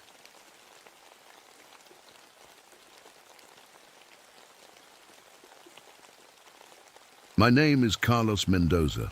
I've been a park ranger at the Gila National Wilderness in New Mexico for almost 3 years now. It's good work for a man like me. Quiet, peaceful, and most importantly, away from people. After 2 tours in Vietnam, I don't do well with crowds anymore. The desert has its own kind of beauty. As I walk my patrol route this evening, the giant saguaro cacti stand tall against the orange and purple sunset like old guardians. They've been here longer than any of us, and they'll probably be here long after we're gone. The sun hangs low, painting everything gold. I stop to take a drink from my canteen. The evening is coming alive around me. Coyotes starting their nightly songs in the distance, an owl hooting somewhere to my left. A gentle breeze moves through the mesquite branches, making them whisper. Out here I can almost forget the war, almost. The vastness of the desert helps me breathe. No jungle canopy closing in overhead. No narrow tunnels where enemy soldiers could be waiting. No smell of damp earth and death. Just open sky and clean air. For a little while, the memories stay quiet. I check my watch. Still 3 hours of... I'd left. I'm on a 3-day solo patrol of the southern section. The solitude doesn't bother me. In fact, I prefer it. My superiors understand that I work better alone. They don't ask questions about the nightmares or the drinking. As long as I do my job, they leave me be. My fingers find the rosary in my pocket, smooth beads worn from years of worried touches. Father Miguel gave it to me before he died. We We're trapped in a tunnel collapse together. I made it out. He didn't. Sometimes I think he's the only reason I'm still sane. I adjust the weight of my pack and touch the familiar shape of my M1911 pistol at my hip. Old habits. Even here, surrounded by nothing but nature, I can't shake the feeling that I need to be ready. My K-bar knife hangs on my belt on the other side. Between the two, I've survived worse situations than a desert patrol. As I round the bend toward my first checkpoint, I remember the conversation I had with some of the tribal elders last week. They warned me about increased monster activity in these parts. I smiled and nodded, but didn't take it seriously. Just old stories, mixed with worries about drug smugglers crossing through the reservation lands. I've faced real monsters in Vietnam. Nothing in these hills scares me. The sun still hasn't moved much, which is strange. It seems stuck on the horizon, like time itself is stretching out. Must be playing tricks on my eyes. I shake my head and keep walking, my bad knee giving me a twinge of pain with each step. The desert stretches out endlessly before me, peaceful and empty, or so I thought. I've been walking for hours now, but something feels off. The sun should have set completely, but it's still hanging there like it's frozen in time. My watch has stopped too. I tap the glass, but the hands don't move. As I reach the ridge overlooking Eagle Creek, I spot something that makes me stop in my tracks. The ancient petroglyphs, rock carvings made by Native Americans hundreds of years ago, have been damaged. Deep scratches cut across the stone, like someone took giant claws and tried to erase the symbols. What the hell? I mutter, running my fingers over the marks. They're fresh, still dusty with newly broken stone. No animal I know could do this. The claw marks are huge, space too wide for a bear or mountain lion. A cold feeling settles in my stomach. I've learned to trust my gut. It kept me alive in the tunnels of Cu Chi when others didn't make it. Something isn't right here. I pull out my radio to call it in. Base, this is Mendoza. I'm at checkpoint 4, found some vandalism on the petroglyphs. Over. Nothing but static comes back at me. I try again. Base, do you copy? Over. More static, followed by a strange pulsing sound that makes my head throb. Great. The radio tower must be down. Strange, since there wasn't a cloud in the sky today, let alone a storm. The temperature drops suddenly, making me shiver. Just minutes ago, I was sweating in the heat. Now my breath makes little clouds in front of my face. That's not normal, even for desert nights. I look around, suddenly noticing how quiet it's gotten. No coyotes, no owls. Even the wind has died down, just silence. A few rabbits hop peacefully nearby, which is a good sign.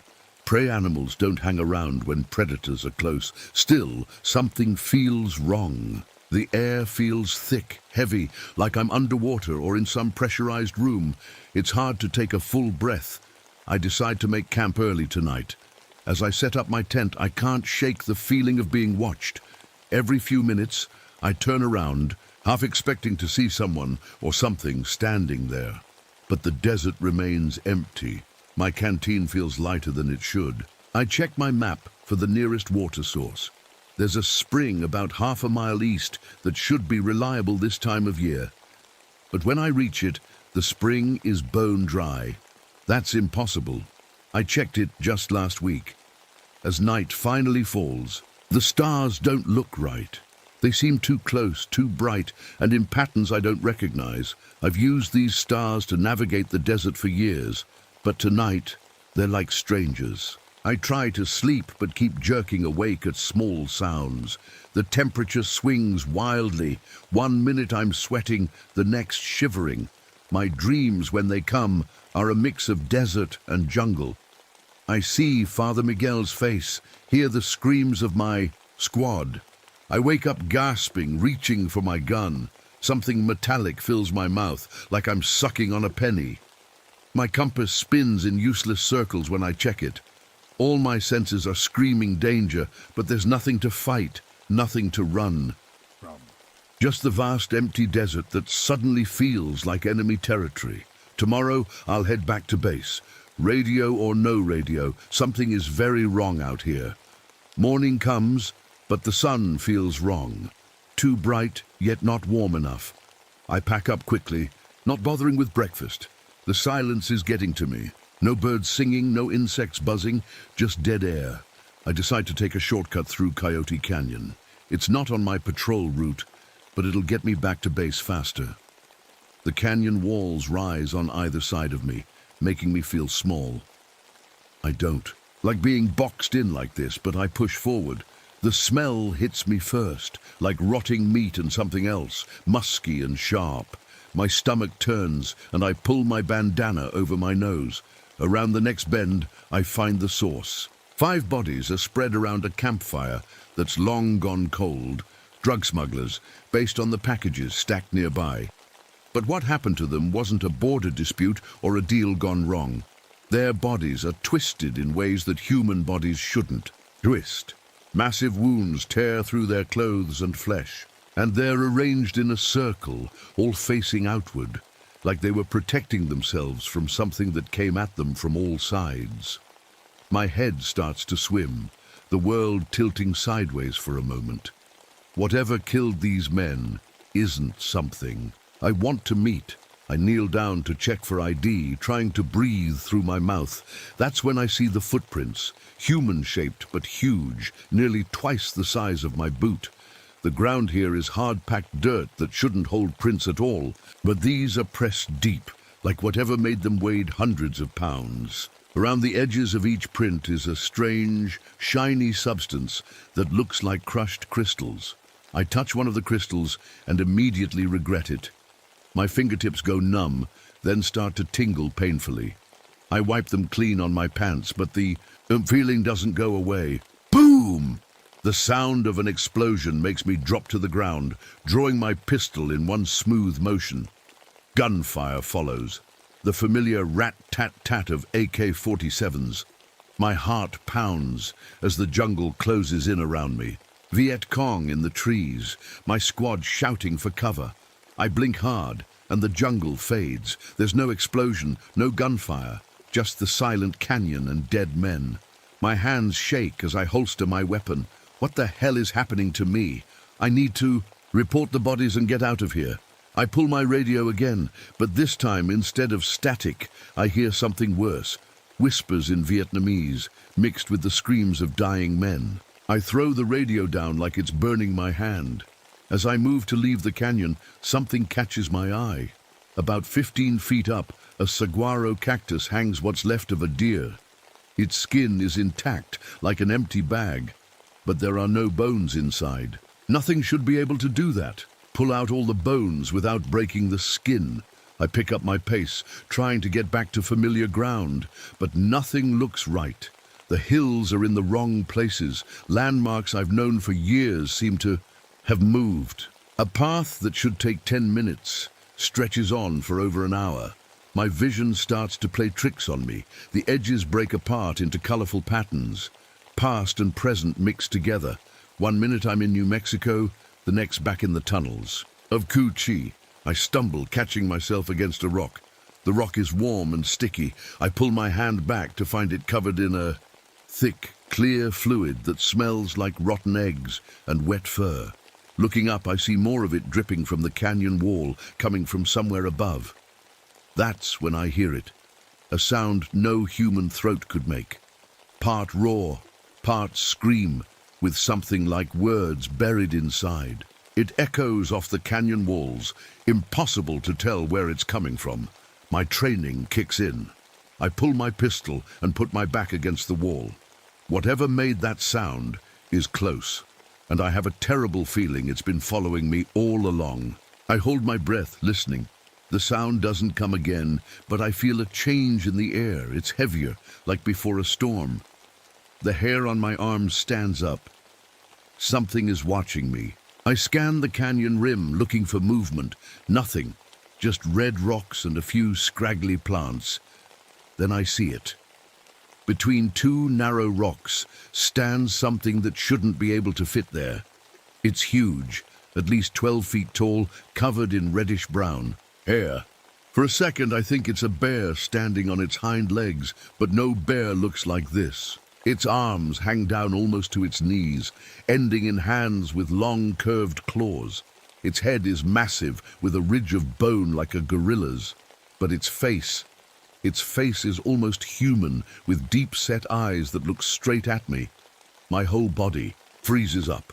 Every instinct screams at me to run, but I can't move. I've hunted and been hunted. I know what it feels like to be prey. This is worse. The thing tilts its head, studying me. Then it moves. Something that big shouldn't be so fast. But it flows like water down the canyon wall, covering 30 feet in seconds. I raise my pistol and fire twice. The bullets hit. I'm sure of it. But the creature doesn't even flinch. It keeps coming. A smell hits me, so strong I gag. My vision swims, and suddenly I'm back in the tunnels of Vietnam, water dripping down dirt walls, the beam of my flashlight showing only darkness ahead, the weight of my rifle in sweaty hands. No!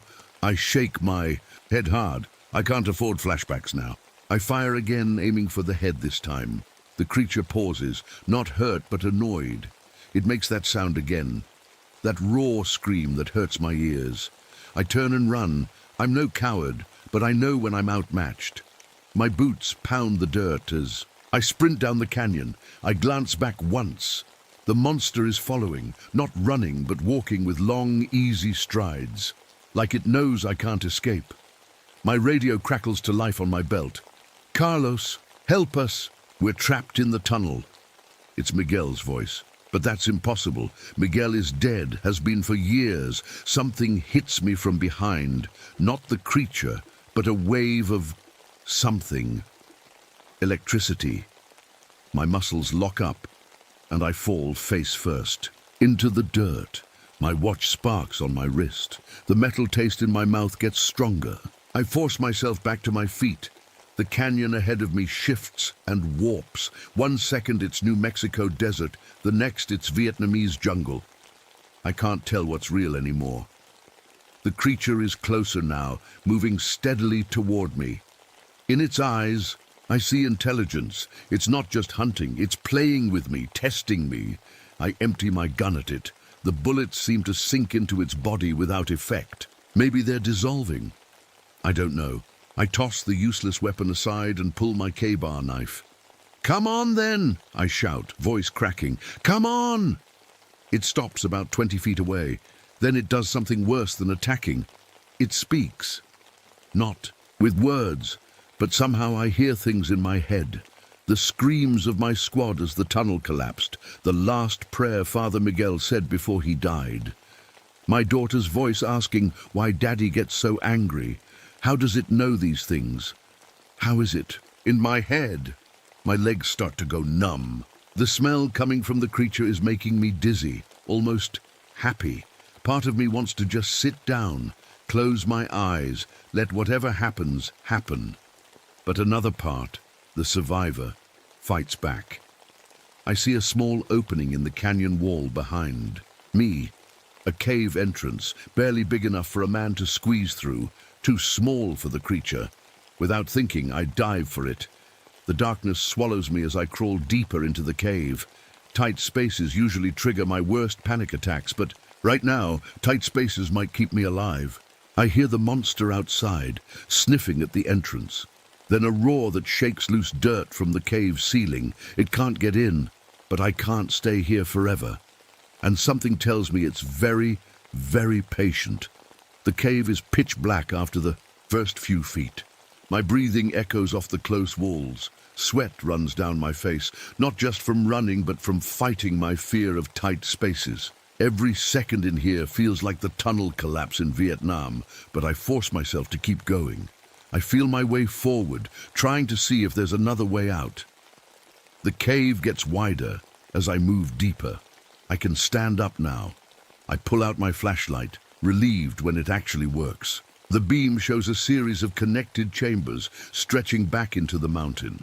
Ancient paintings cover some walls, more Native American art, similar to the petroglyphs outside. I recognize some of the images. A tall, hairy figure. People running. People dying. The tribal elders weren't just telling stories. I checked my watch, but it's still dead. No idea how long I've been in here. My head throbs with each heartbeat, and my vision keeps sliding between desert cave and Vietnamese tunnel. I need to get a grip. A low rumble comes from somewhere ahead. Not the creature, it sounds like water. Following the sound, I find an underground stream cutting through the rock. At least I won't die of thirst. As I kneel to drink, I notice something carved into the stone beside the stream. A circle of symbols I don't understand, but they feel important. I've stumbled into some kind of sacred place. The ground shakes, dust falls from the ceiling. The creature is trying to dig its way in. I don't have much time. I rest my hand on the carved circle, not sure why.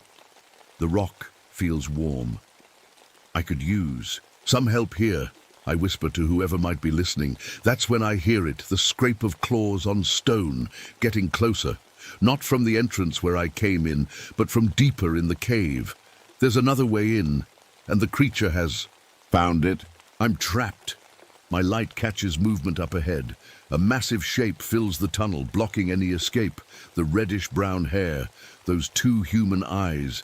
It's inside with me now. I back up until I hit the wall. My fingers find the rosary in my pocket. I clutch it tight as the monster approaches. Its smell fills the cave, making me dizzy. My legs start to give out. A memory flashes, Father Miguel praying as the tunnel collapsed around us. His face peaceful, even as death came for him. I start to pray in Spanish, the words coming automatically. Padre nuestro que estás en el cielo. The creature pauses. A look almost like pain crosses its face. The smell weakens just a bit. I keep praying, louder now. It roars and lunges forward. I dodge, but not fast enough. Its claws rake across my back, tearing through my uniform and skin. Pain explodes along my spine. I fall, my legs going numb. Blood soaks through my shirt, hot and sticky. I roll onto my back, still clutching the rosary. The monster towers over me. In its eyes I see hunger, but also something like curiosity. It reaches down with one massive hand. The cave walls shift around me. 1 second I'm here, the next I'm back in Cu Chai. Viet Cong soldiers surround me. My squad screams for help. Everything mixes together until I can't tell what's real. But through it all, I keep praying. The words are all I have left. My hand brushes against something on my belt. The grenade. The one I'm not supposed to have. The one I kept from Vietnam, against all regulations. A clarity washes over me. I know what I have to do. As the creature bends closer, I pull the pin on the grenade. For Miguel, I whisper. For all of them. I shove the grenade into a crack in the ceiling directly above us and roll away as best I can with my injured back. The explosion is deafening. In the enclosed space, rock and dirt rain down. The creature screams, a sound so human it chills my blood. The ceiling collapses between us, tons of stone falling. Pain shoots through my body as rocks hit me. Something heavy pins my legs. Dust fills my lungs, making me cough blood. But I'm still alive, for now. The cave is silent except for falling pebbles and my ragged breathing. My flashlight lies nearby, miraculously still working, casting crazy shadows on the wall. I can't feel my legs anymore. My back is on fire. Each breath is harder than the last. I know I'm not getting out of here, but neither is the creature. I can feel it on the other side of the rockfall, alive but trapped. I've done what I came to do. I've stopped it. I close my eyes and clutch the rosary tighter. I start whispering. Names: Miguel, Johnson, Ramirez, Cooper, Chen. My squad, my friends, I'll be with them soon. As darkness closes in, I feel strangely peaceful. The jungle and desert fade away. The pain eases. For the first time in years, I'm not afraid. 2 weeks later, a search party found what was left of the canyon. The explosion had changed everything. Rocks piled high where there used to be a path, a new shape to the land. 4 tribal elders led the group, their faces grim as they climbed over the fallen stones. "Here," said the oldest one, pointing to a small opening. "Dig here." They worked for hours in the hot sun, moving rocks one by one. No one spoke much. They all felt something watching them from the deeper parts of the cave, something they couldn't see but knew was there. When they finally reached the body, everyone went quiet. Ranger Carlos Mendoza lay curled on his side, one hand still clutching a worn rosary. His face looked peaceful, despite the blood and dust, like a man who had found rest after a long, hard journey. "He fought it," whispered one of the elders. "He sealed it in."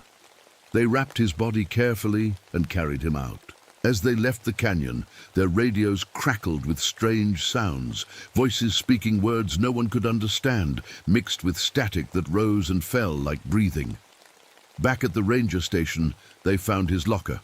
Inside was a picture of a little girl with his eyes and a letter he'd started writing to her.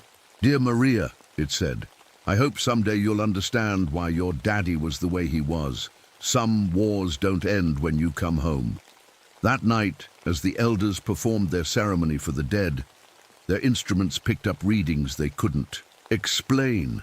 Electromagnetic pulses coming from the sealed cave, stronger than before, rhythmic like a heartbeat. 3 months later, a group of hikers reported their compasses spinning in circles near the canyon. They said they heard something calling their names from inside the rocks, voices that sounded like people they'd lost.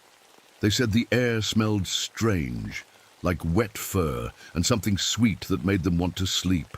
The ranger who took their report looked tired, older than his years. He'd been friends with Mendoza. He'd been the one to find the bodies of the drug smugglers, arranged in that perfect circle. "Stay away from the canyon," he told the hikers. "Some things are better left buried." But in his desk drawer he kept a loaded gun and a rosary of his own, just in case.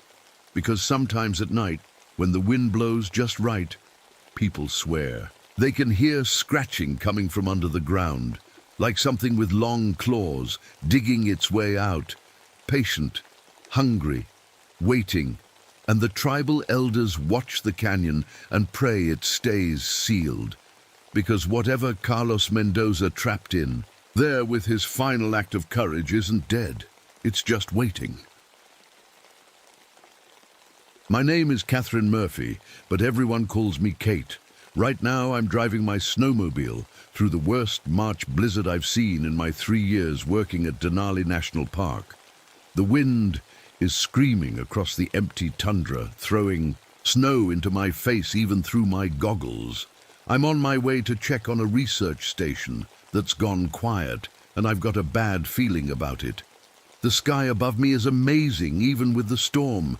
The northern lights are dancing green and purple against the stars, swirling like ghostly ribbons. It's beautiful, but also kind of spooky when you're all alone out here.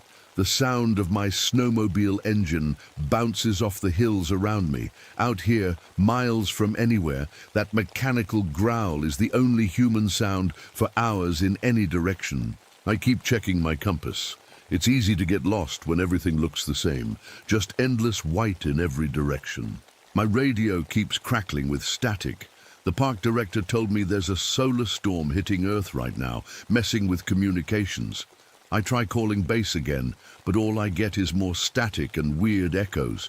This is Ranger Murphy, heading to Coldfoot Research Station. Anyone copy? Nothing but crackle and hiss. Something else is bothering me. I spotted a caribou herd earlier, but they were moving in the wrong direction. These animals have used the same migration paths for hundreds of years, but lately they've been avoiding certain areas completely. The local guides say the animals know something we don't. God, it's cold. The thermometer on my gear says it's 40, but it feels worse, like the cold is alive and trying to find ways inside my clothes. My breath freezes the moment it leaves my mouth, making tiny ice crystals that fall like snow around my face. I stop the snowmobile to check my map again. That's when I hear it, laughter. Not just any laughter, but a high, wild sound carrying across the empty landscape. I spin around, looking for the source, but there's nothing but snow and darkness. "Hello?" I call out, my voice swallowed by the wind. "Is anyone there?" No answer, just another burst of that strange laughter, farther away now. I shake my head. Maybe it's just the wind playing tricks on me. I'm about to start the engine again when I notice something strange in the snow.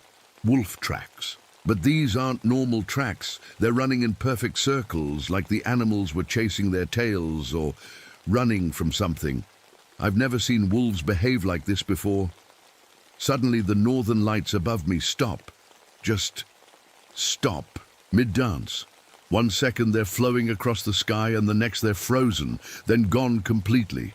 The stars disappear too, covered by clouds or something else, leaving me in total darkness except for my headlamp.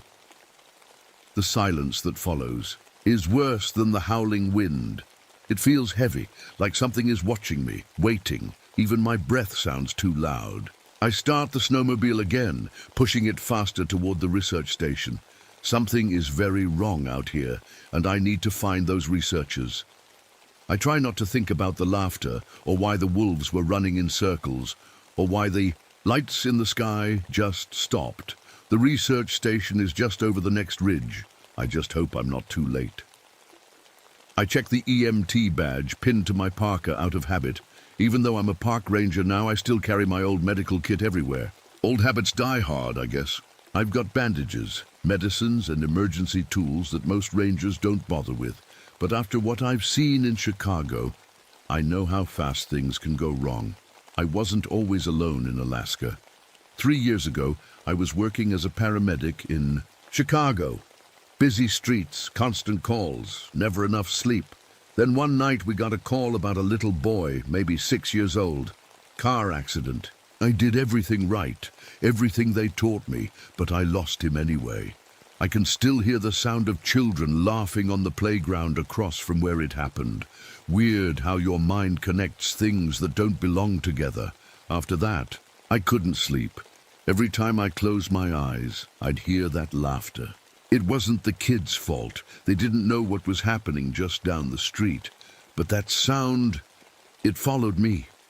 My husband, Mike, tried to help. He was the strong one, always pushing me forward when I wanted to give up.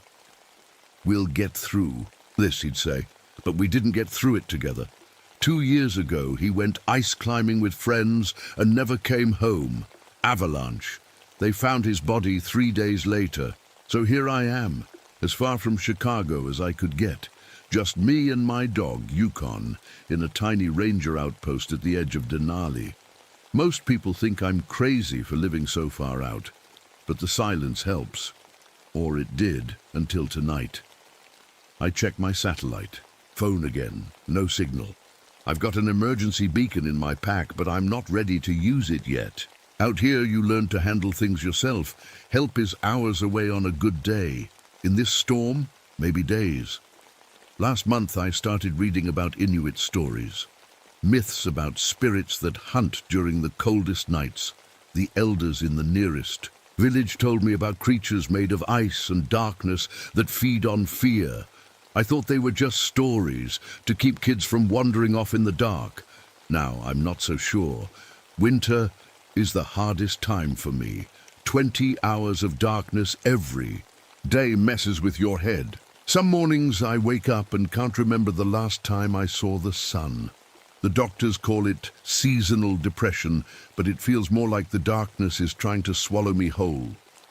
The research station appears ahead, a small cluster of lights. In the endless black, I feel a rush of relief, then worry. The lights are on, but no one responded to my radio calls. Yukon jumps off the back of the snowmobile as soon as I stop, his white fur almost invisible against the snow. He's a big boy, 120 pounds of Alaskan Malamute, and the best company I could ask for out here. He doesn't bark or growl, which is good, but he doesn't wag his tail either, which isn't. "Let's check it out, buddy," I whisper, grabbing my medical bag and flashlight. As I walk toward the main building, I can't shake the feeling that I'm walking into something I won't be able to walk back out of. But if someone needs help, I have to try. That's the promise I made after that night in Chicago. No more lost lives on my watch. The door to the station is unlocked. I push it open slowly, Yukon pressed against my leg. "Hello?" I call out. "This is Ranger Murphy. Anyone here?" The only answer is the wind, and maybe, just maybe, the faint sound of laughter coming from somewhere deep inside the building. The research station is warm inside, which makes no sense with the door wide open in this weather. I close it behind me and shake the snow from my coat. "Hello? Anyone here?" I call again, my voice bouncing off the walls. The main room looks normal at first. Desks with computers, science equipment, maps on the walls. Then I notice the food. There are plates on the table with half-eaten meals. Steam still rises from cups of coffee. It's like everyone just got up and left in the middle of dinner. "This isn't right," I whisper to Yukon. He sniffs the air, on alert. I move to one of the desks and check the computer. The screen shows lines of weather data, but the bottom half is filled with the same words, typed over and over. So funny, so funny, so funny. A chill runs through me that has nothing to do with the cold outside. I check the radio equipment next. Someone has smashed it with what looks like a hammer. Wires hang out, twisted and cut. The satellite phone lies in pieces on the floor. Why would they break their only way to call for help? I ask Yukon, who just whines in response. I move deeper into the station, checking each room. The lab is a mess. Expensive microscopes thrown to the floor, sample containers broken. In one of the bedrooms I find a journal. The first entries are normal, weather observations, notes about wildlife. Then they change. The handwriting gets messy. Instead of research notes, there are jokes. Bad jokes. Nursery rhymes with dark endings. The last page just has a drawing of a smiling face, the grin stretching off the page. I put the journal down, my hands shaking a little. "Let's check outside," I tell Yukon. Maybe they had to evacuate for some reason. As we head back toward the door, my radio suddenly crackles to life. I jump at the sound. Through the static, I hear laughter, high-pitched and wild, going on and on without stopping for breath. I switch it off, my heart pounding. Just interference, I tell myself. Just the storm. Outside, Yukon starts barking and runs around the back of the station. I follow him, my flashlight beam bouncing across the snow. What I find makes me stop in my tracks. 6 bodies, arranged in a perfect circle in the snow. The researchers. They're frozen solid, covered in frost. But that's not the worst part. Each face is twisted into the same terrible grin, eyes wide open, looking up at the dark sky. They look like they died laughing. I've seen plenty of dead bodies as a paramedic. This is different, wrong. Their positions don't make sense. People don't just lie down in the snow to die, especially not in a perfect circle. I kneel beside the closest body, a woman about my age. I check for a pulse even though I know it's useless. Her skin is like ice, but her eyes, they look alive somehow, still filled with whatever she saw last. My thermometer starts going crazy. The digital. Numbers dropping so low, the screen just shows error, then jumping back to normal. My medical equipment isn't working either. The batteries that were fine minutes ago are dead, and the liquid in my syringes is frozen solid. As I stand up, I notice something else in the snow. Footprints. Bare human footprints, despite the killing cold. They form strange patterns around the bodies. Triangles, squares, and circles overlapping each other. No one could walk barefoot out here for even a minute without getting frostbite. The laughter comes again, closer now. It sounds like it's coming from everywhere. From the trees, from the sky, from inside my own head. Yukon hears it too. He starts howling, but not his normal howl. It sounds almost like he's trying to laugh, the sound rising and falling in the same rhythm as the laughter on the wind. "Yukon, stop!" I shout, but he doesn't seem to hear me. The laughter grows louder. My breath catches in my throat as I realize something terrible. I want to laugh too. Something about that sound is tugging at the corners of my mouth, trying to force a smile I don't feel. I grab Yukon's collar and pull him back toward the station. We need shelter, need to think. As I look back over my shoulder, I swear I see something moving among the trees, tall and thin, watching us with eyes that catch the light from my flashlight and shine it back 100 times brighter. "Come on, buddy," I whisper to Yukon. "Let's get inside, now." Back inside the station, I lock the door and push a heavy desk in front of it. My hands won't stop shaking. Yukon paces around the room, making that strange half-howl, half-laugh sound that raises the hair on my neck. "It's okay, boy," I say, but we both know that's a lie. I try the station's landline phone, but it's dead too. No surprise there. I'm searching for any working radio when the lights flicker and go out, leaving us in darkness except for my flashlight. In the new silence, I hear something scratching at the walls outside, like fingers, too many fingers, dragging across the metal siding of the building.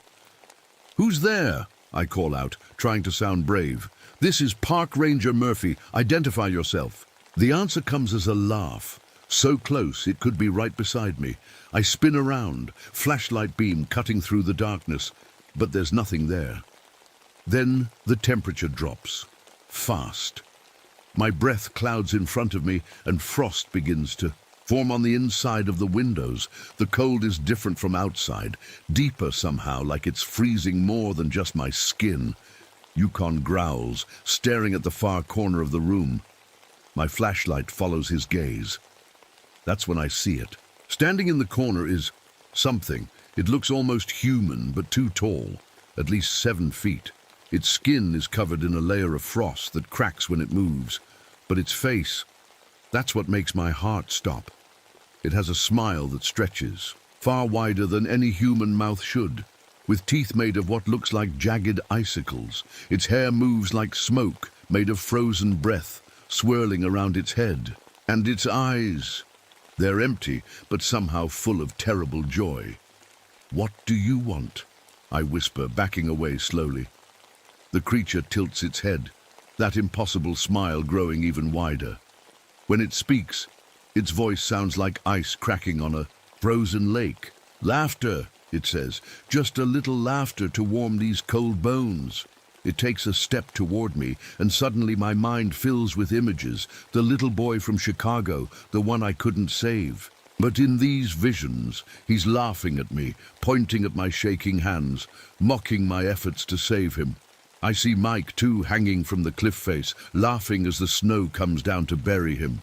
All my failures, all my fears, twisted into something funny. I feel a giggle rising in my throat. I clamp my hand over my mouth to hold it in. "Who are you?" I manage to ask. "What are you?" "The Inuit call me many names," it says, ice crystals falling from its mouth as it speaks. "The Lonely One, the Cold Joker, the Laughing Death. I've been here longer than your kind has walked these lands." It glides closer.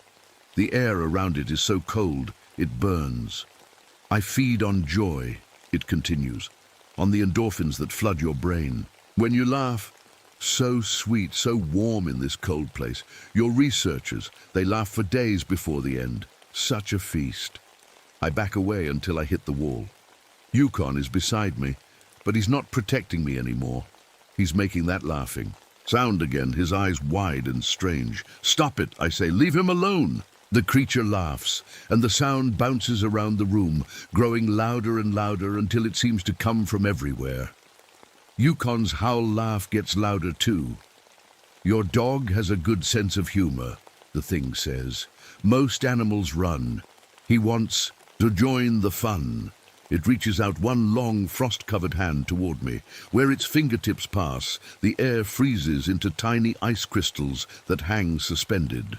"I've been so hungry," it whispers. "The researchers were good, but you carry so much grief.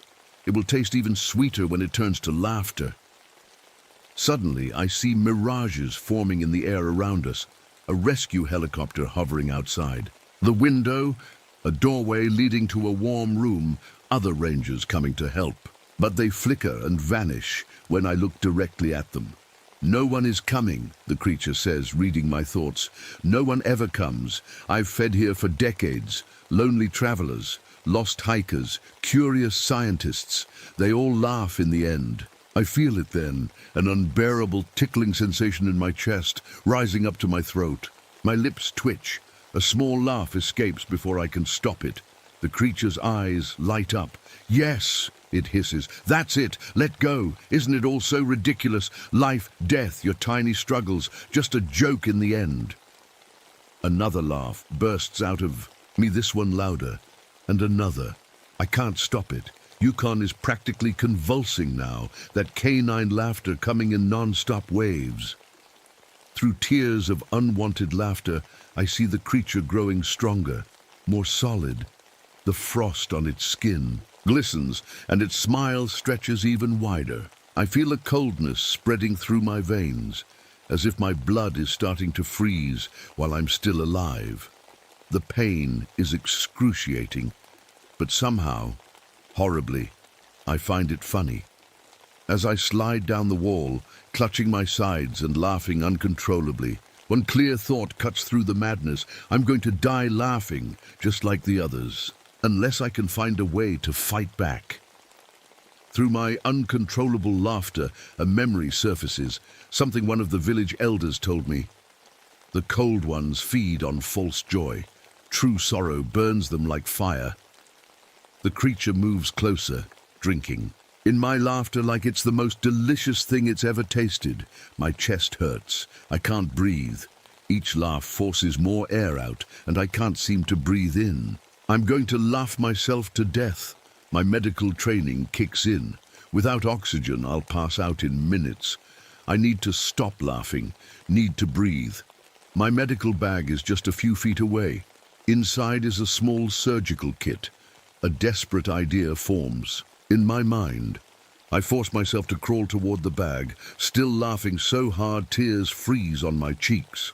The creature watches, amused by my struggle. "Where are you going, little ranger?" it asks, ice crystals forming in the air as it speaks. The show is just beginning. My fingers close around the bag. I pull out the surgical kit with shaking hands and find what I'm looking for. A small scalpel and a hollow tube meant for emergency. Airways.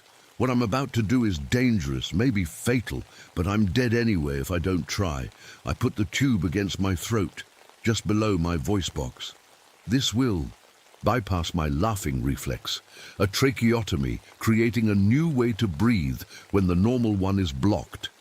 The creature realizes what I'm doing and lunges forward. "No!" I push the scalpel in before it can reach me. The pain is sharp and immediate. With training I don't deserve to have, I insert the tube and take a ragged breath through it. The air burns going in, but it works. I'm breathing, even as my mouth continues to laugh. The creature hisses, its smile faltering for the first time. "Clever girl, but you can't fight me forever." It waves a hand, and suddenly the walls of the station melt away. We're outside, in a maze made of ice. The walls are perfectly clear, and inside each one I can see the frozen faces of its victims, all laughing their final laughs. "Find your way out," it taunts. "If you can." I stagger to my feet. The tube in my throat hurts with each breath, but it's keeping me alive. Yukon is still convulsing with laughter beside me. I need to save him too. The cold is worse than anything I've ever felt. My fingers are turning blue. Hypothermia is setting in fast. I won't last long out here. I stumble forward, one hand on the ice wall for support. The faces watch me pass. Hikers, hunters, other rangers I recognize. How many people has this thing killed?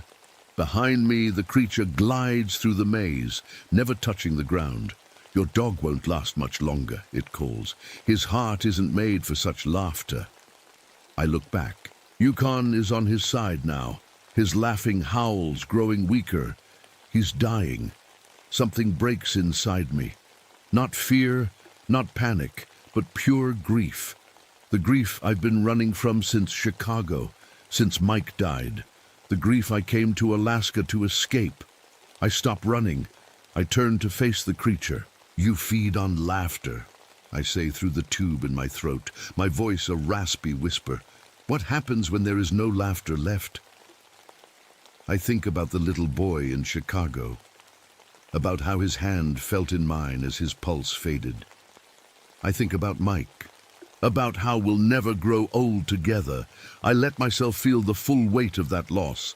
Tears stream down my face, freezing before they hit the ground. But I'm not laughing anymore. The creature's smile falters. It takes a step back. Stop that, it hisses. It's all a joke. Life is a joke. Laugh. It sends another wave of hysteria at me. I feel it push against my mind, trying to find something, anything to twist into humor. But there's nothing left to twist, only pure, raw grief. No, I say simply. I walk toward it now. Each step is agony in the cold, but I keep going. The creature retreats, its icy form seeming less solid. You're supposed to run, it shrieks. They always run. I shake my head. I'm done running.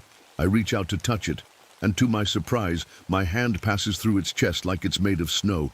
It screams, a sound like breaking ice, and the maze around us begins to crack. What are you doing? It howls. Accepting what I couldn't change, I say. The boy in Chicago, Mike on that mountain. I couldn't save them. And it hurts. It will always hurt.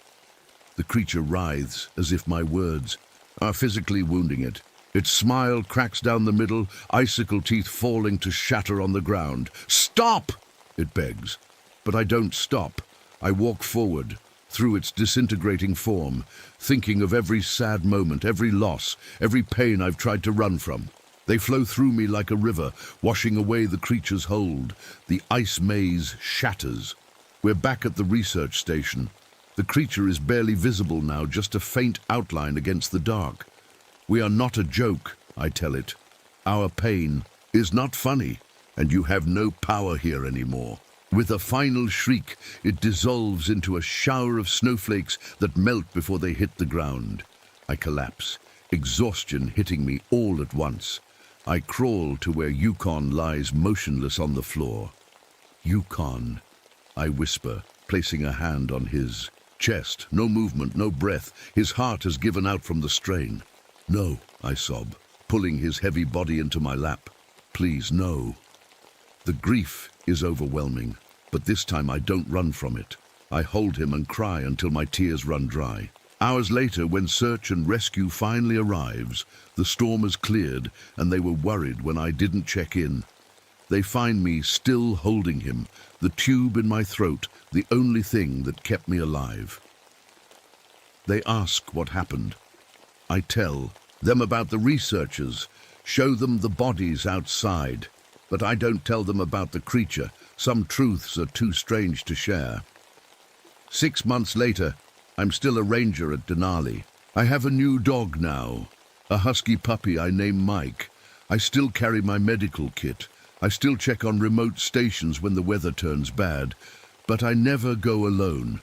And when the northern lights dance, and I hear something like laughter on the wind, I don't run from the sadness that rises in my chest. I let it come, because I know now true grief is stronger than false joy. And somewhere in the endless dark of an Alaskan winter, the thing that feeds on laughter is waiting for someone who still thinks pain is something to run from. It's waiting for someone who hasn't learned what I had to learn the hard way, that some ghosts can only hurt you if you refuse to face them. And in the coldest, darkest nights, when the wind howls across the tundra, I swear I can still hear it, that high, wild laughter, searching for its next victim.